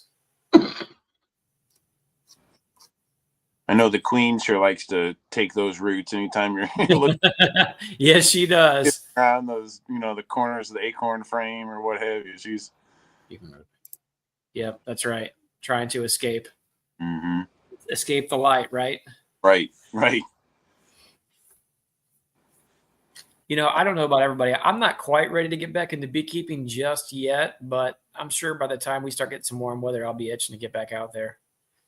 I still need to go do some oxalic acid treatments. Had I not been running around down in the south, I should have been doing that on Thursday and Friday, actually. It was fairly warm up here, considering.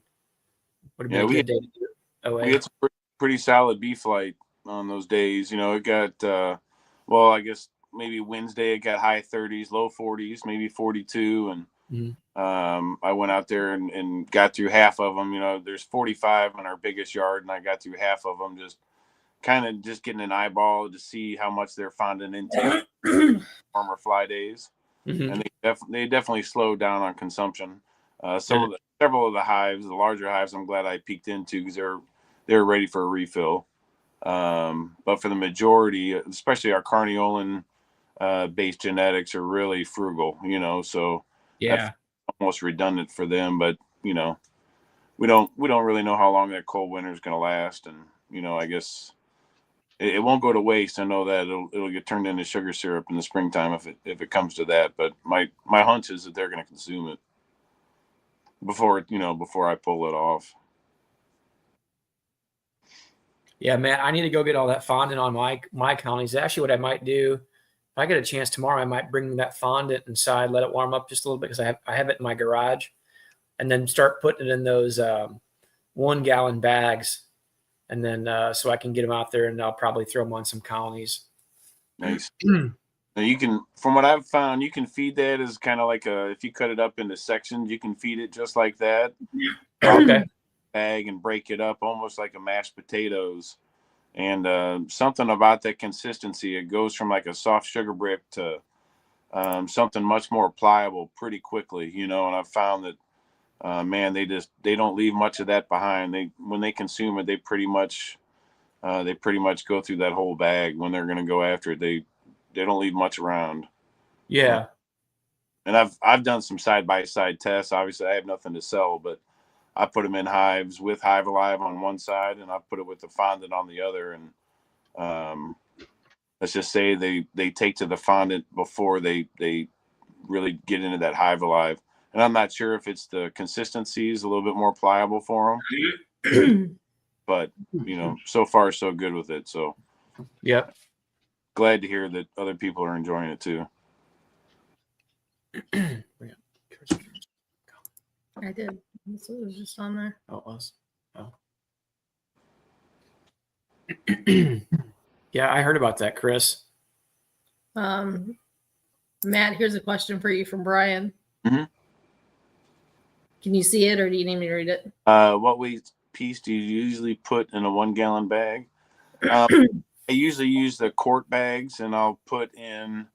I've done it enough now to where I don't individually weigh it, but you can get just under 2 pounds into a quart freezer Ziploc. A quart freezer Ziploc is a little bigger than the quart sandwich bag, but I use freezer bags, and I'll put in just under 2 pounds square in there and break that up. And part of that really is just because my feeder shim I made out of 2x6s, so they're only 1.5 inches tall.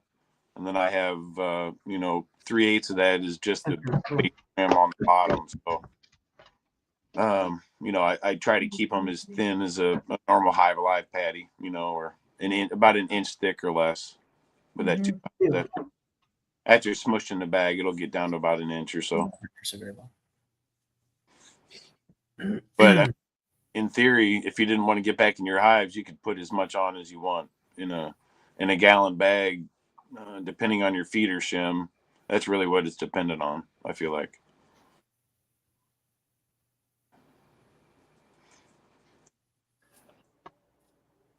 Tom, I know that before you let it get too soft, it's kind of easier to divide it up while it's still fairly hard. Mm-hmm. Okay. Yeah. Divide it up and then let it get soft. Joey, how much did you weigh yours out when you put in the bags? I just divided. I think when I divided one bag that he gave me in half, each piece of that went into another. I think I might have used a gallon. I don't remember if I used quarts or gallons in that. I think you had gallon bags in there. Yeah. Exactly. I weighed it, but I can't remember what it was. But I divided each bag in half because I only needed to feed 3. Actually 4. Were all the rest of your colonies still had some pretty good weight on them? Yeah, they're all double deeps. They got pretty full boxes.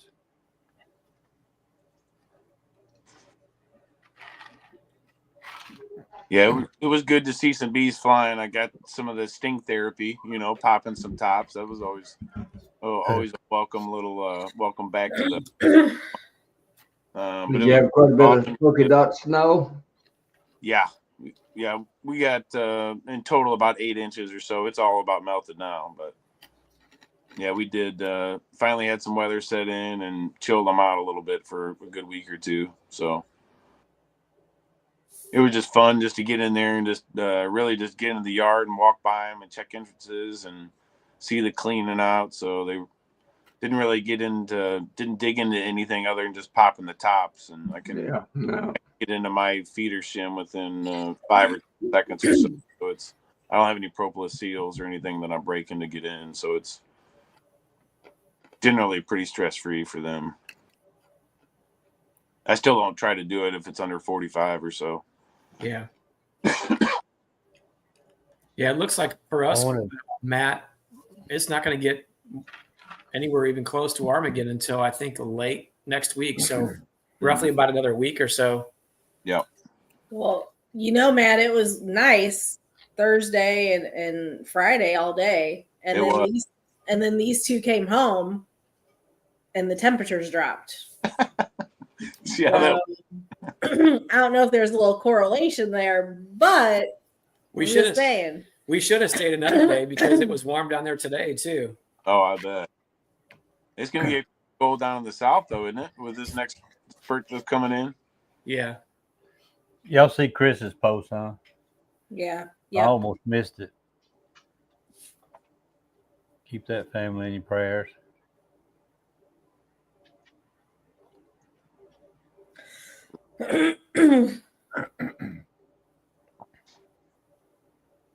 Hey, Tom, I wanted to ask, do you still have some openings for the beginners session or the beginner side of the conference? Sure do. The reason I ask is I have a couple potential nuke sales or, people that are asking for nukes and, just some of my initial hey, you probably need to get to learning about bees if you haven't already. Here's a great opportunity for you, so. Absolutely. Before I told them to reach out, I'm going to, but I'll get with him and send him a text back and told him I wanted to be first. I knew he was probably getting pretty close to filling up. Yeah, we have more room in the beginner than the experience. So if anybody was wanting to go to experience, there's not a ton of tickets left on that side. There's more room on the beginner side, and I've got room for 200 and 200 the way that the room breaks up. Nice. So. Yeah, that's coming fast. I know. It's crazy. I was looking at the calendar. I'm like, oh my gosh, we got 3 weeks. Yeah. Melissa was actually working pretty hard here while JW and I were gone just for a couple of days because I was ringing a whole bunch of people, vendors and things like that and seeing if they wanted to do any promotional stuff or advertisement in the program and all. And I was watching Melissa and I share a Via Honeybees email account, or I see what comes in on that. So I noticed there was a whole bunch when I was checking through my phone each day to return emails or phone calls or texts or things like that. I noticed that there was a few of them that I had not called. There was still some that had came through that I had messaged, called, emailed before I had left, but and everybody was pretty accommodating. And then she must have reached out to at least 3 or 4 other people and got some stuff come in this direction too. So, just kind of more stuff for these companies who I think are good companies to promote themselves a little bit. Mm-hmm. And also, people can try their products out, Well, they're sending us door prizes or raffle items, things like that. And then literature for the bags and whatnot. Yeah. Yep. JW, have you sold any more honey within the last couple of days? No, I didn't even go to the farm. Oh, you didn't? My wife was too busy hugging on me and wanting to run around, smooch you, all that silly stuff all day. It got me quite wore to frazzle. Put up with her all day. It's hard being JW, you know? Yeah. Hey, do you use like Hive Alive or some type of a QMP pheromone or whatever that you dab on your neck and all? I just wrap pair of them used underwear around my neck. Hey, and stop saying that. Every time you do, I get some bad image in my head that's hard to shake. I have a lot of nightmares tonight. I could get them boys down south to keep them, so I had some leftovers when they come home. So you never know when you're going on a trip, you know. I mean, it's... Boy. Yeah, I promise to straighten up. It's a new year. I apologize. Yeah, that won't last long. Joey had some good ideas of his honey house that I mean, we've seen before on some of the lives, but kind of checking out his little honey house in space was kind of cool. Seeing how he set some things up in there was pretty nifty and neat. Oh, I bet. It always looks so clean, you know it? Yeah. They can tell you it's not. You have to walk sideways everywhere. Hey, Matt, you're not wrong, though. Every time that you see it on the film, though, everything is perfectly placed in its spot, you know? Yep. Yeah. Everything hung up, organized, stacked, nice, neat. Well, that's kind of like our stuff downstairs. I made a video of bottling the creamed honey using that speed pill. And we're watching it back, and Tom's like, "You can't use that." I'm like, "Why not?" And she's like, "There's a whole mess in the background." Oh yeah, right. We really need some organization down there. And we started before I left actually, and they did some stuff while I was gone. Just I like to save boxes of things that I got, whether it's a product or a tool or something like that. I don't throw the box away. I usually hang on to it in case there's a problem. I need to ship it back or something.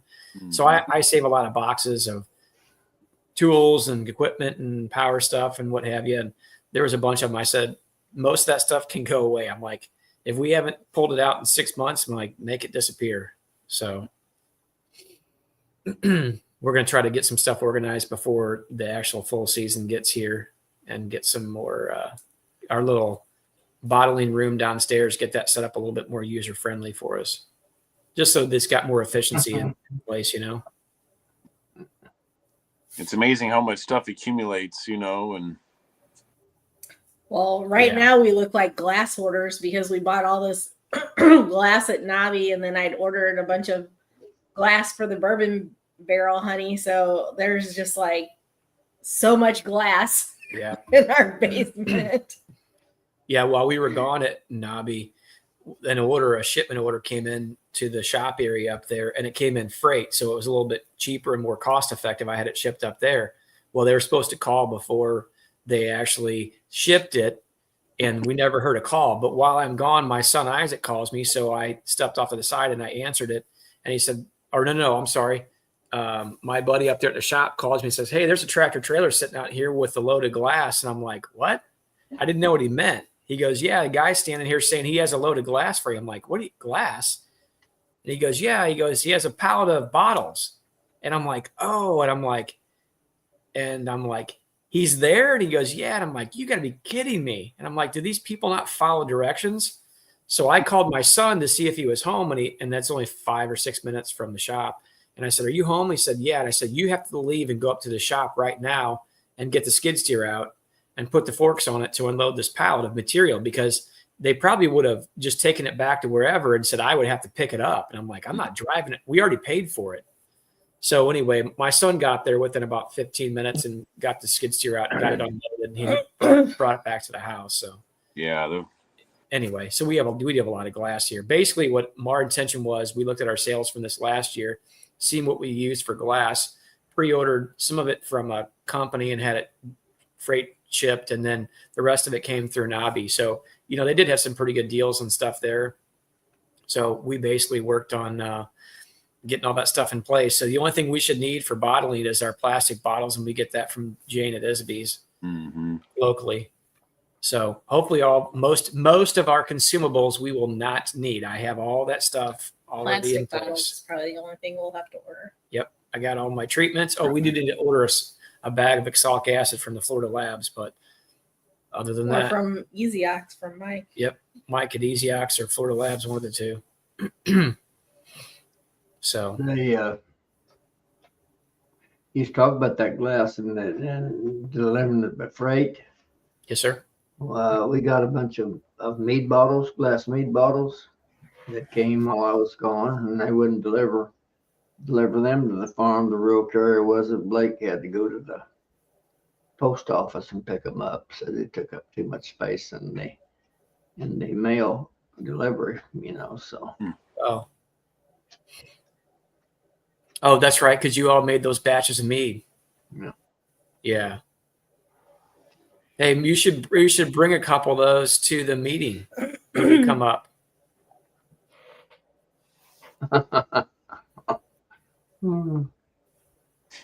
What's that place? I mean, I wouldn't mind trying a couple to see what they taste like. That first batch is kind of on the nasty side, to be honest with you. It's legal, but it's legal. Of course, I don't have much taste for that type of stuff, Yeah. Well, I don't either, but I was a lot better than bourbon honey. But other than that, well, that's about as far as I'll go with it. Probably not, but I'm willing to try it. What's the I will. Stormy crab? I haven't even tasted that. We made some.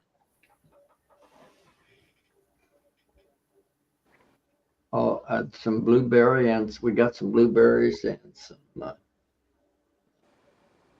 apples.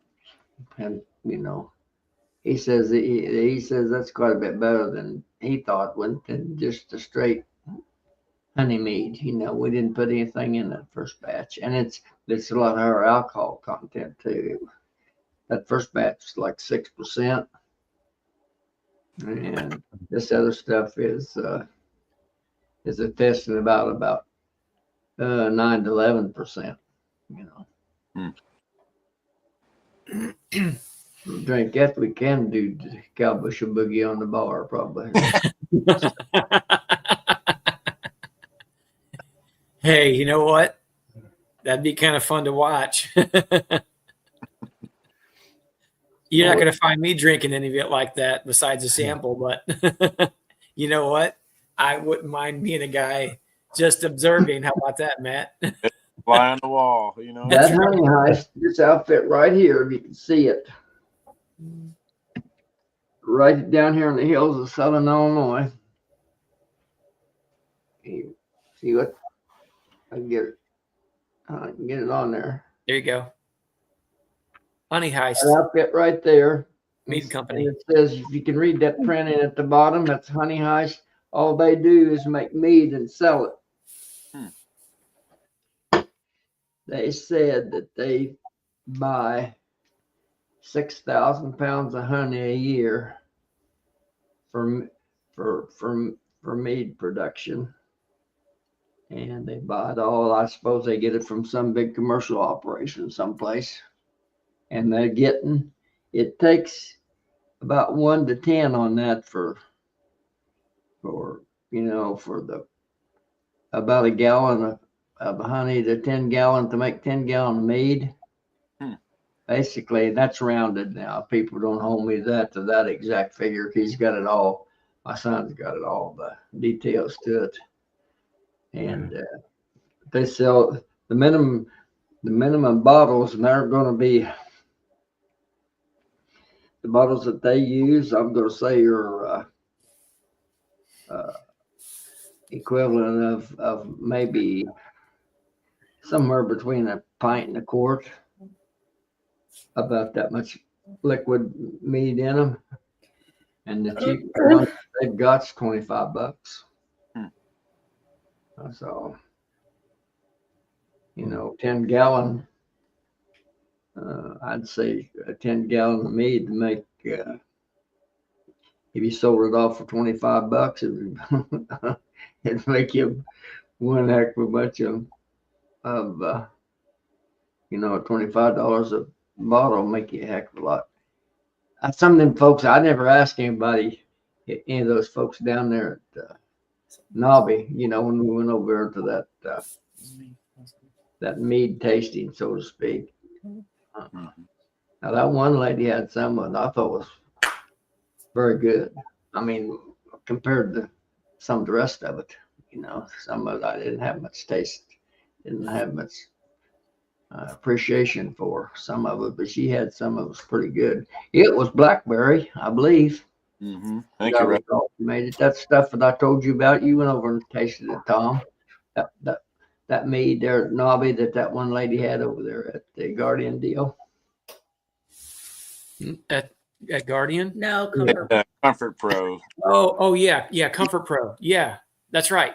Oh, it was. Yeah, it was Comfort. Yeah, it tastes like grape juice. So it was good. Yeah. They both do the bee jacket thing, so I was close. So I was right. Yeah, I'm sorry, I was confused. Yes. Yeah, I mean, as far as those go, I mean, I don't care to drink the stuff myself, but that was not bad. Some of the other stuff, Honey Heist outfit, they sell it fast as they can make it. There's definitely a market for it, for sure. Well, that's kind of semi-tourist down there in the Shawnee Hills down in the southern part of the states, and it's kind of like the main part of the Ozarks. I'm not talking about that dirty side right in there where y'all live, but get out there. The bee suits that JW meant to reference were Comfort Pro, who will be at the Eastern Missouri Beekeepers Association meeting on February 8th.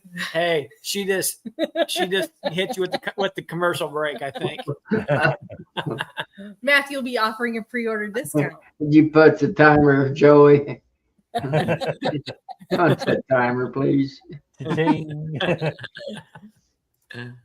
Yeah, I actually met Matt, the owner of that company, with Tom setting up for that event, and he's a very nice guy.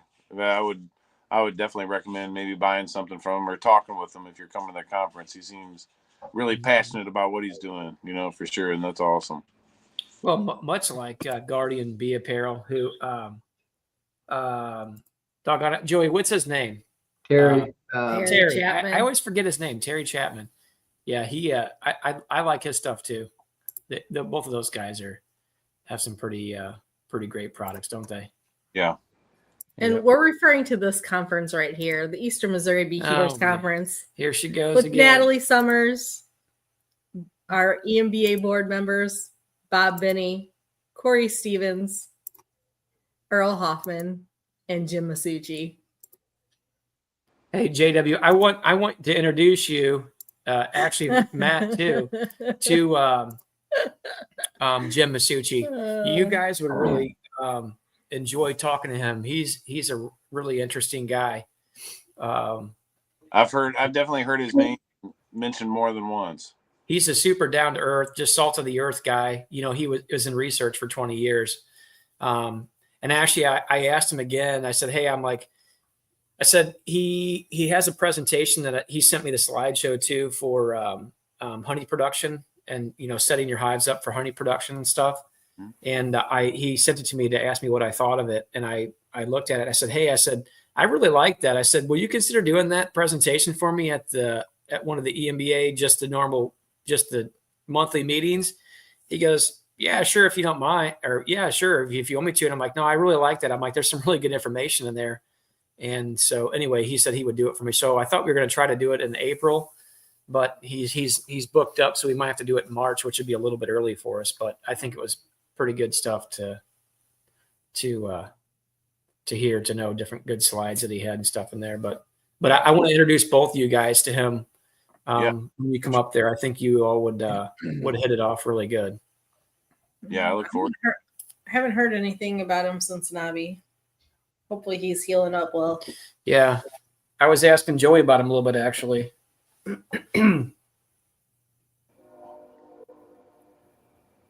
I hadn't heard anything since we come home.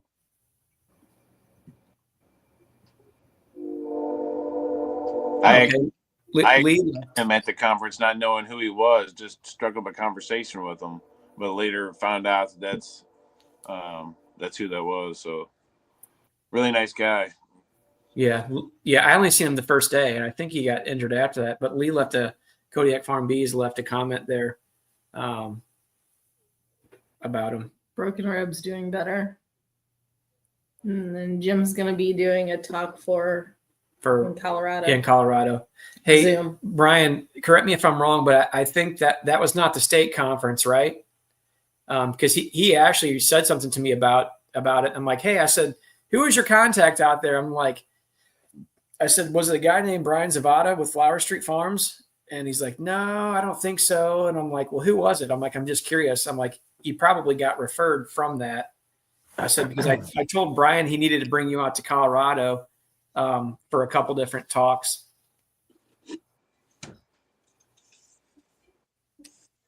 Chris, I think Michael Bush is speaking at that conference in Waukesha in Wisconsin here coming up, if I'm not mistaken. The one that Greg Burns will be at? Yeah, I think so. Yeah, that's coming up later this month, I believe. I think it's the last weekend of the month. Yeah.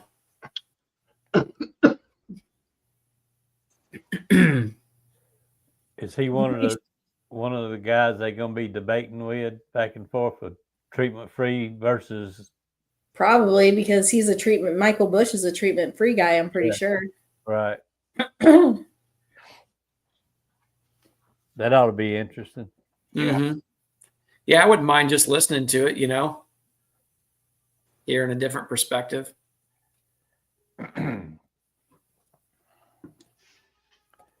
It will be conference. I think that's supposed to be conference, not curious. Oh, March 29th. March. Okay, I thought it was in February. Yeah, March. Okay. Yeah, Brian, he sent me the slideshow for that presentation actually, and I thought it was really good. I think you guys are in for a treat. So next weekend. March 29th? No. Oh. The Waukesha one is next weekend. Oh, okay. My calendar also says that Joey Rowe's birthday in March. I don't have birthdays no more.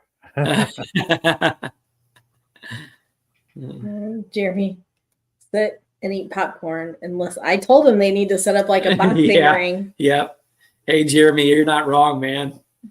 Just be that fly on the wall in the back and just sit back and just, see who gets the loudest. Well, I mean, I'm always open to listen to anybody's information, Yeah.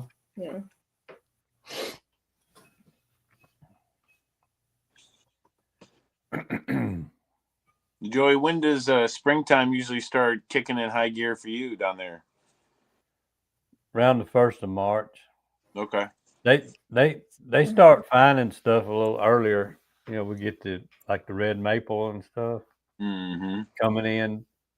Matter of fact, Mr. Ed says they're already blooming at the Abbey, but I didn't notice any. Wow. Yeah, there's actually some blooms. Wow. They're real subtle. I know they're red maples. They just barely open up. You almost have to look at. You'll see them after they've been open for a while, but when they first open, you gotta almost do a double take. Small little. Yeah. March. That's when I always plan to try to do all my splitting is March 1st. So that's when it's really getting going. If I don't get started early enough, I get behind. Here, Brian just sent this. This is their one, and I don't know if I can make it bigger or not. March 29th. Oh, there. Oh, look at the speaker that's on the bottom left side. Who is that guy? Oh, and KT will be speaking as well. And Fred and Jeff.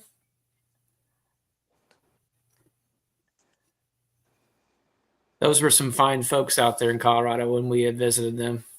I enjoyed them very much.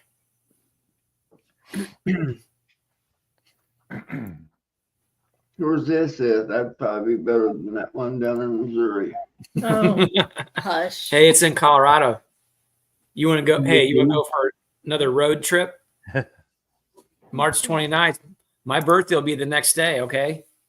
I'll mention it 1,600 times to you, okay? So you remember. Brian, how many of those are Zoom speakers and how many of them are in person? I thought I said Randy Oliver was Zoom, but maybe I was wrong.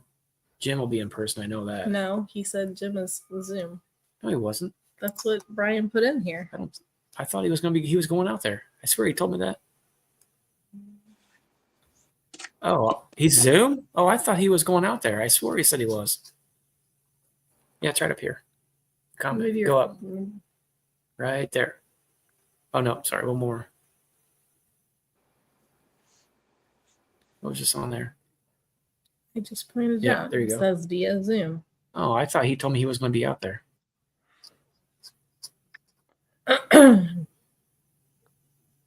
Oh, John says Jim is in person. See, that's what I thought too. John, I swore he told me this was just the other day. Oh, Brian said he thinks you're right. I'm almost positive he told me it was in person because he said he was going to be going out there. Hey, Brian, you'll really, and even John too, you guys will both really enjoy talking to him. So when you have a free minute, pull him off to the side and chat with him. He's a pretty open guy. Jim and Jeff are coming out. Okay, yeah. Yeah, I thought he had told me that he was going to be out there. Yeah, you guys are in for a treat, Brian. Definitely pull him aside and chat with him a little bit. That's where you get all those gold nuggets that Matt always likes to refer to, you know, all that little information on the side that you can he'll talk about. Soak them up like a little sponge, you know? Yeah. Well, I mean, the guy's been researching for 20 years, you know, Yeah. That's no joke. So, and you know, the thing I like about him is he's a pretty open guy. And I've asked him about a couple of things. I wanted to know his thoughts about it. And, we've had some good conversations before. Him and I actually drove last year to go pick up, I don't know, a few bags of sugar from up north of where we were at. We took his truck. And so we had some good conversations heading up that way, you know, and so he'll keep, he keeps it pretty real. Mm-hmm. He doesn't do all that politicking, JW. Sounds like your type of friend, JW. Oh, yeah. No, JW would like him. He'd love talking to him. Yeah. I'm looking forward to meeting him for sure. Yeah. So, Lee, are you seeing any at your house?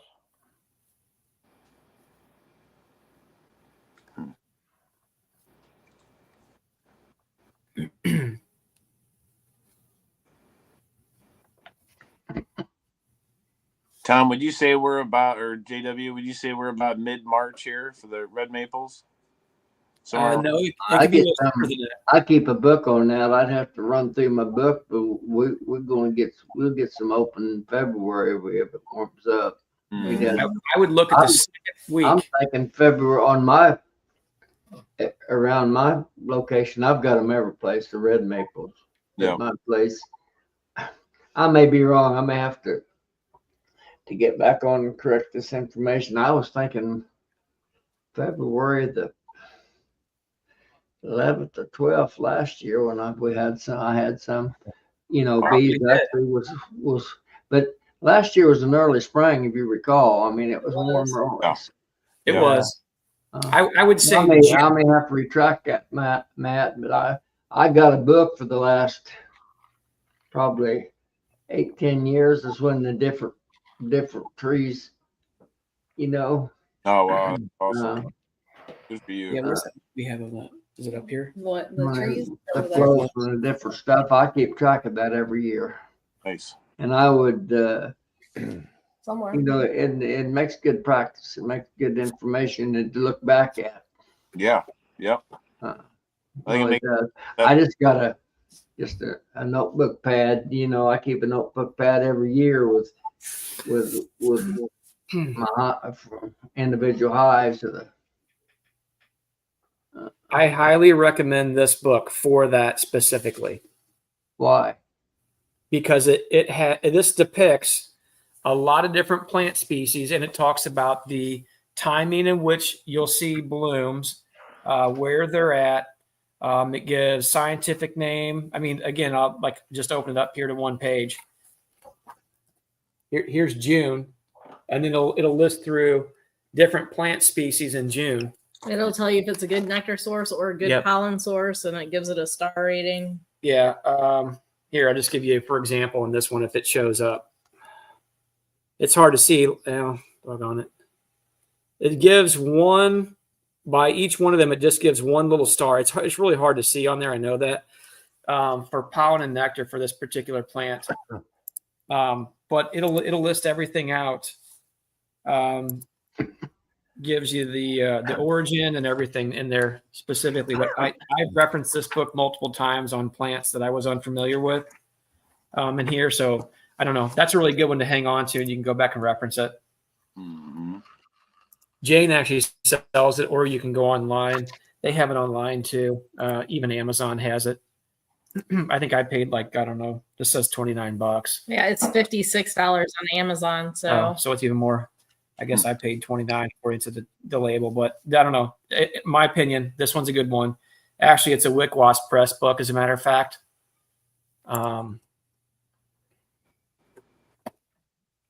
Worth it for you. let me see it. If you want to reference back to it. Regions.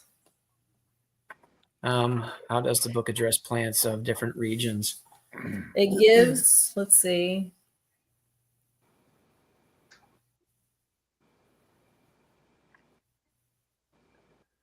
It just kind of gives the origin of the plant. I don't know. It'll give a basic description of the foliage, the flower.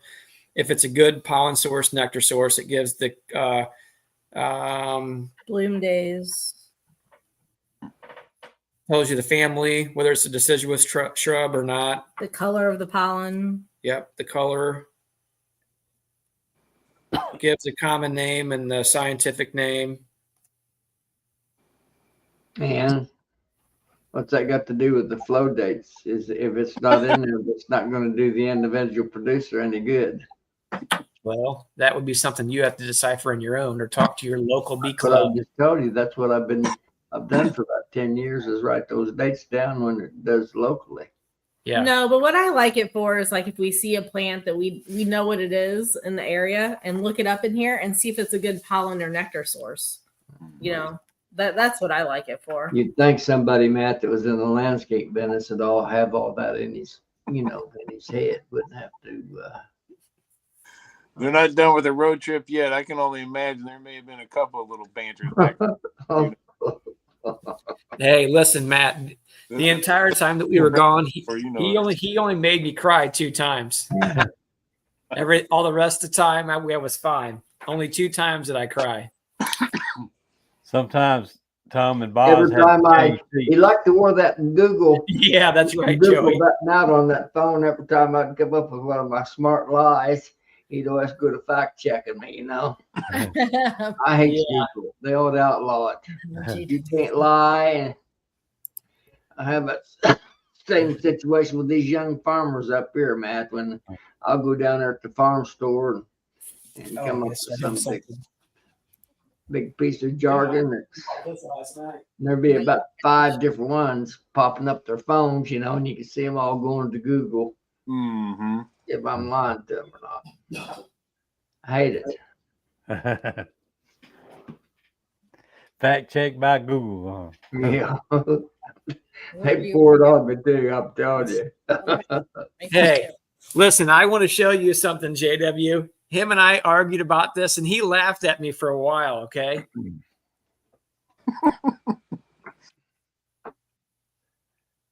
Yeah, I'm still laughing. Hickory syrup. Hey, if we would have See what that says? You left out the fine line, that shag bark. That's the only thing that you're going to get that off of is the boil, I'm going to suggest, without having a chainsaw. So we argued about this. He's like, "You're nuts. You don't get sap out of a hickory." And I'm like, "I don't know. I didn't make the stuff. I was just telling him that I bought some of this hickory syrup." He goes, "You can't get sapwood or sap out of a hickory." And I'm like, "I don't know. They're marketing this." And I'm like, and I'll stick with that statement. It tastes pretty good. Yeah, but what did Google say? God, this thing is tight. It said you'd have to boil it to get it, basically. That was one of the ways you could get it. We've had that forever. Yeah, we've had it for a little while. This is good stuff. Really is. Is it maple syrup somehow with hickory flavored? I didn't hear. I couldn't tell what you said, Matt. No, I was saying, was it maple syrup that was flavored with hickory somehow, or is it actually hickory No, syrup? it's hickory, but they boil it to get it. They boil the bark. I don't know. Okay. Interesting. Yeah, so it isn't, and I'll give it to JW. He wasn't completely wrong, but he also wasn't completely right either. He said you can't get sap out of a thing. Well, I mean, I've never done it, so all I can speak toward is what I've read and what I have here. But it says it's you can get it two different ways. It's probably you're not going to get it to flow like you would a maple tree, obviously, but you can get sap out of it. But also they talk about boiling the bark to get the extraction out of it that way too, which may have been the way they had done it. I don't know. All I know is I don't know. It's got a good flavor to it. I liked it. I mean, I like maple syrup better, but I don't know. It's pretty good. So that's all I know. Sounds like a lot of work. You know? Yeah, I think it is a lot of work to do it. Can you imagine boiling hickory bark to try to get boiled down to enough sap out of a piece of hickory bark, boil it down, Not intentional. get it to syrup? I'd rather try and make some honey. I suppose you can make syrup about anything with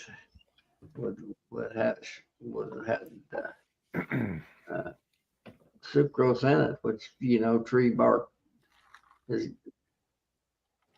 going to, but whether it'd be practical or not, I'd hate to make a living trying to sell hickory syrup. Hey, do you have any shagbarks over there by you? I imagine you do. Who, me? Yeah. Oh, got gobs of them. That's your best hickory. That's your best hickory nut tree. To actually for the to pick out hickory nut. No. Hey, would you try to make some syrup out of them? Would I? Yes. No ways, Jose. What about maple? I've done maple, a lot of it. We discussed that last night in between when you wasn't snoring. Hey, we'll hook some brothers up here with some maple syrup. Hey, I've got all kinds of trees. You're welcome to come out and tap them. Do you have all the gear? That's a lot of work. I told you that. You drill them in there and put your taps in them, and you have to collect them. And then the hard part is boiling it down. I think, and I'm probably somebody's going to jump a straddle at me when I make a comment. I think it's about 11 gallon to get a gallon of syrup, and it may be more than that. Mm-hmm. I've heard of we used to make it. Dad used to make it. How about it, Big Mike? You're from up there in maple syrup country. What's the ratio on that? Oh, I got plenty of maple syrup around here. Yeah. Gotta get the volume adjusted. Hey, Mike, we'd love to try some of your maple syrup. I'll send you my address.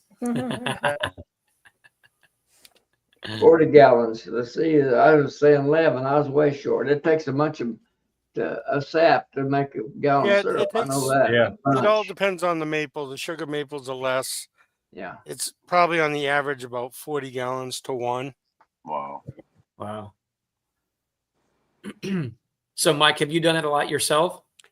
Not much of it. I got friends that have, do it. I'm, on a good year of honey, I'll produce them gallon for gallon.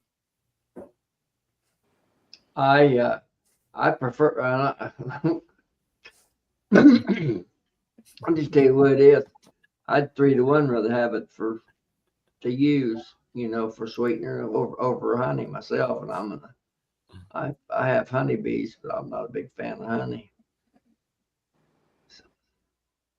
We can make some Christmas tree honey. The reason I do honey is I like being stung.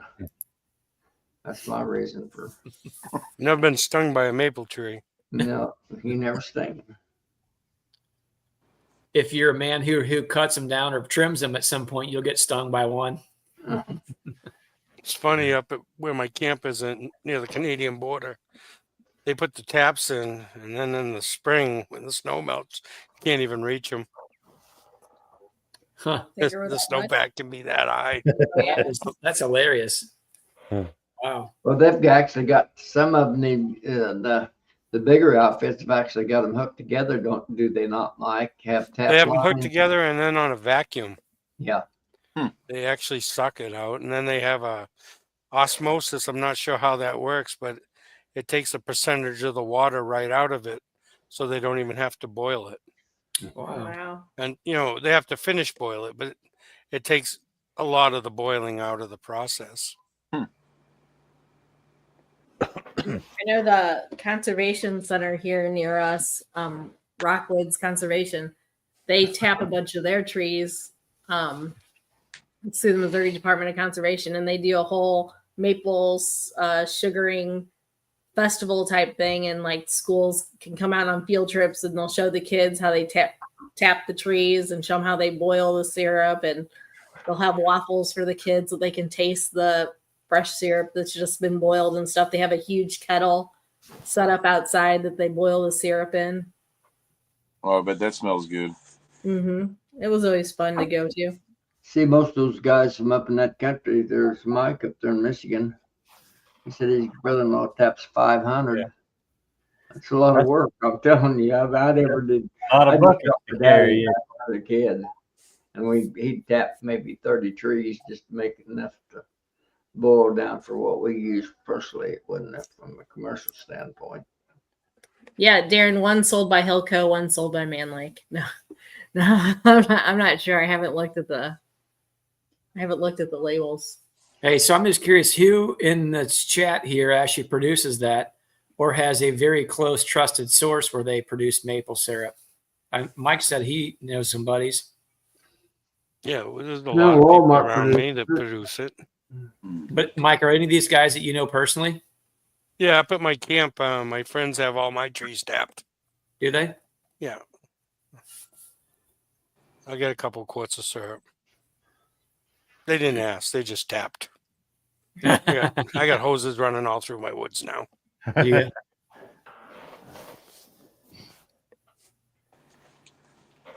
I'm going to look them up, Darren. I didn't even. Are they maple taps or are they stills? Oh, they're maple taps. If anybody's going to have a still up there, it's going to be me. They're all stills if they got the pipe run. It'd be the difference of plastic pipe or copper pipe, right?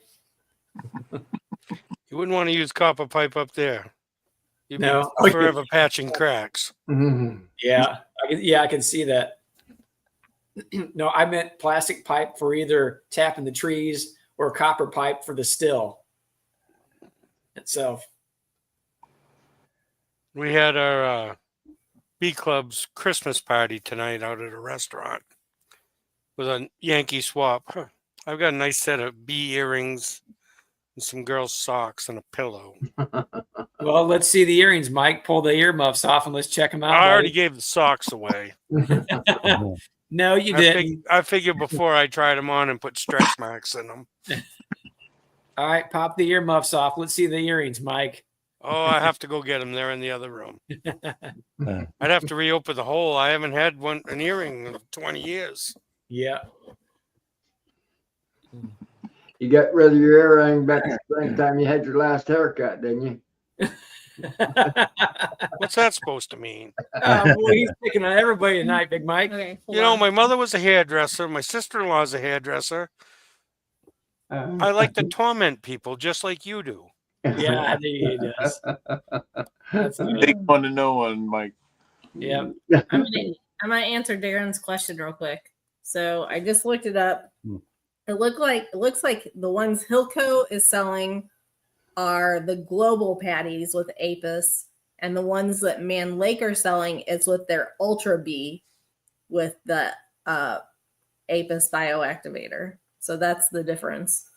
The Man Lake ones are with their Ultra Bee pollen, and then the global patty ones are with whatever their 4% real USA bee pollen. So that's the difference between the two different pollen patties. Do any of you guys trap pollen? We do a little bit.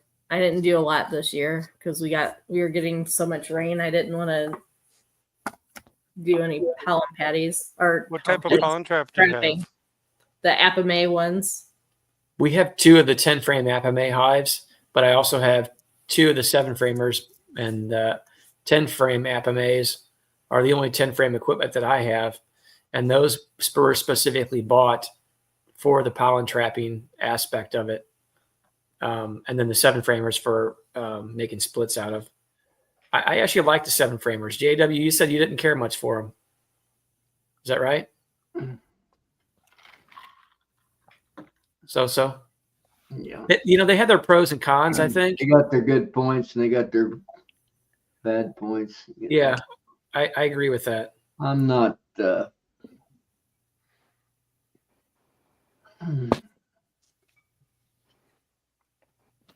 No comment. Let's go there. Yeah, that's fine. Yeah.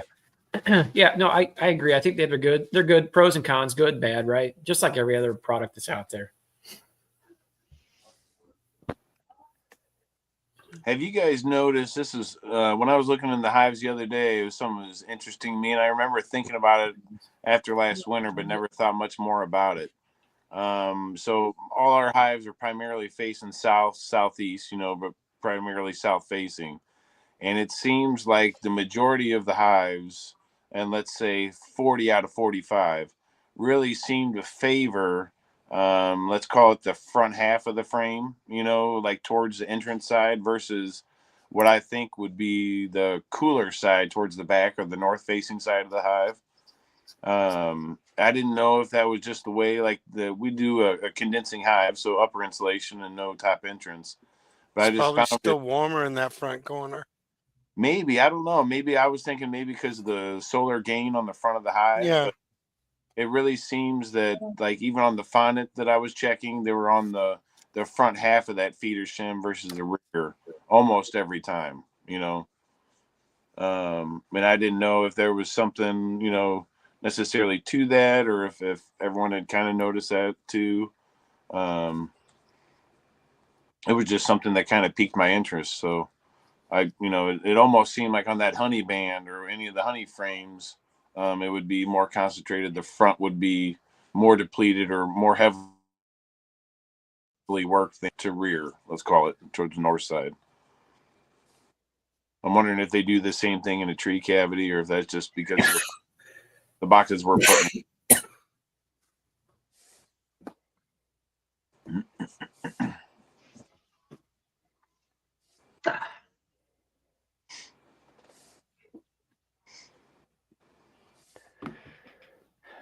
I'm not gonna. I don't know. I mean, I imagine it has something to do with the solar gain. Like my my double nukes tend to cluster right. The right side clusters to the left, and they make one big ball right in the middle. Mm-hmm. And they move up that way because they keep each other warm. Right. Kind of sharing each other's heat. Yeah. I think a lot of that depends on so many. See, I keep my bees on individual stands, and very few folk. Some of them hives that's set side by side that'll make a difference on. Also, I would think so.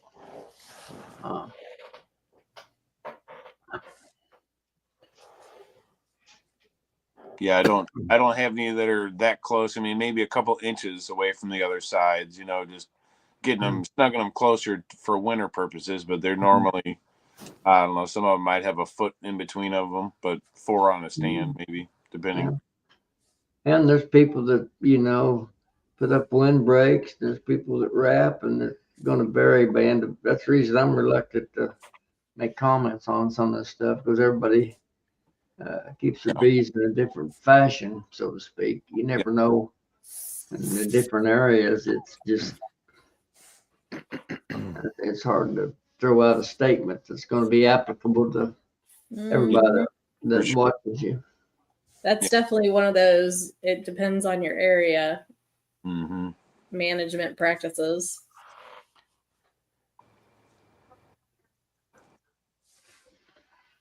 That's about the same as the flow dates on forage flow dates on different species of trees. That's the same tree species that can vary by a month, by location in the same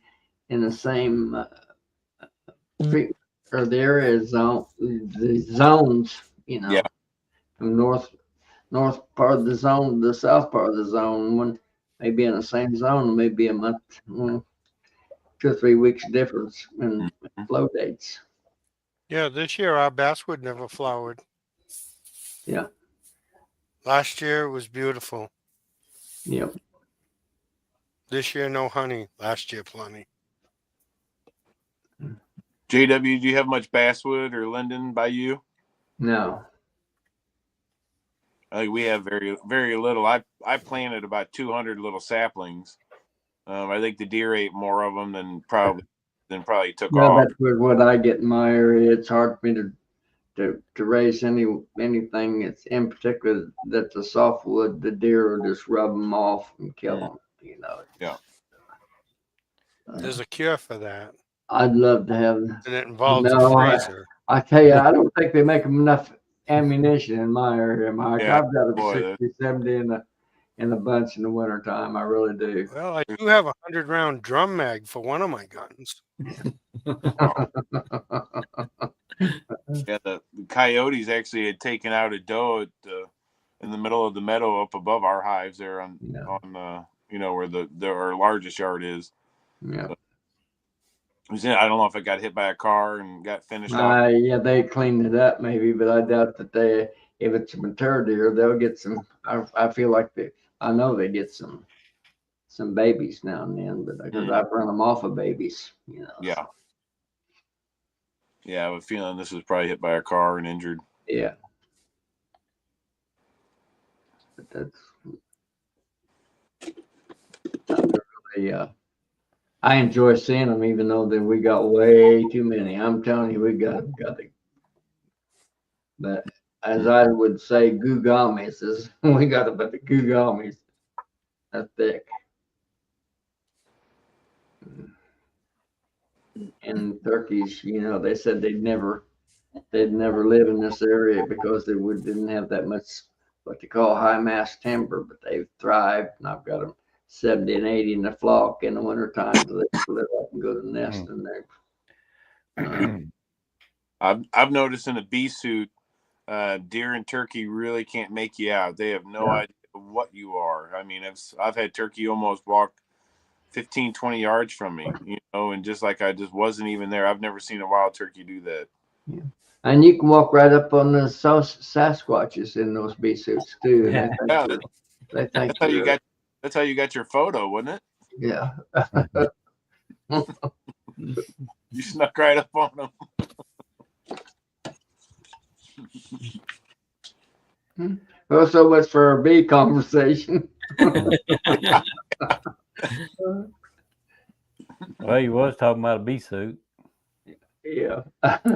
You must have got Tom tired out after that trip. Oh. You guys are going to sleep like babies tonight. It's like I guarantee you I'm going to. I'm suffering from eyeball exposure right at this moment, I can tell you. Unlike my associate over there, Sutton Bay Sweetie Pie. Yeah. I haven't been to bed yet. That's crazy. You've been awake for like over 30 hours. Well, he's gonna crash. And drove like 14. When you're rough and tough and young, you can do stuff like this. You older people, I understand. You gotta have to rest. Show them how it's done, JW. No, thank you. I think we ought to go ahead and end it and let him go to sleep. We've been going 2.5 hours already. Have we really? Wow. Yeah. I guess I was late to the party. A little bit. You made up for it though. I'm gonna go ahead and say good night to everybody over in the chat. Appreciate everybody coming in. And we'll see y'all next week. Night, everybody. Good night, y'all. Good night. Good night.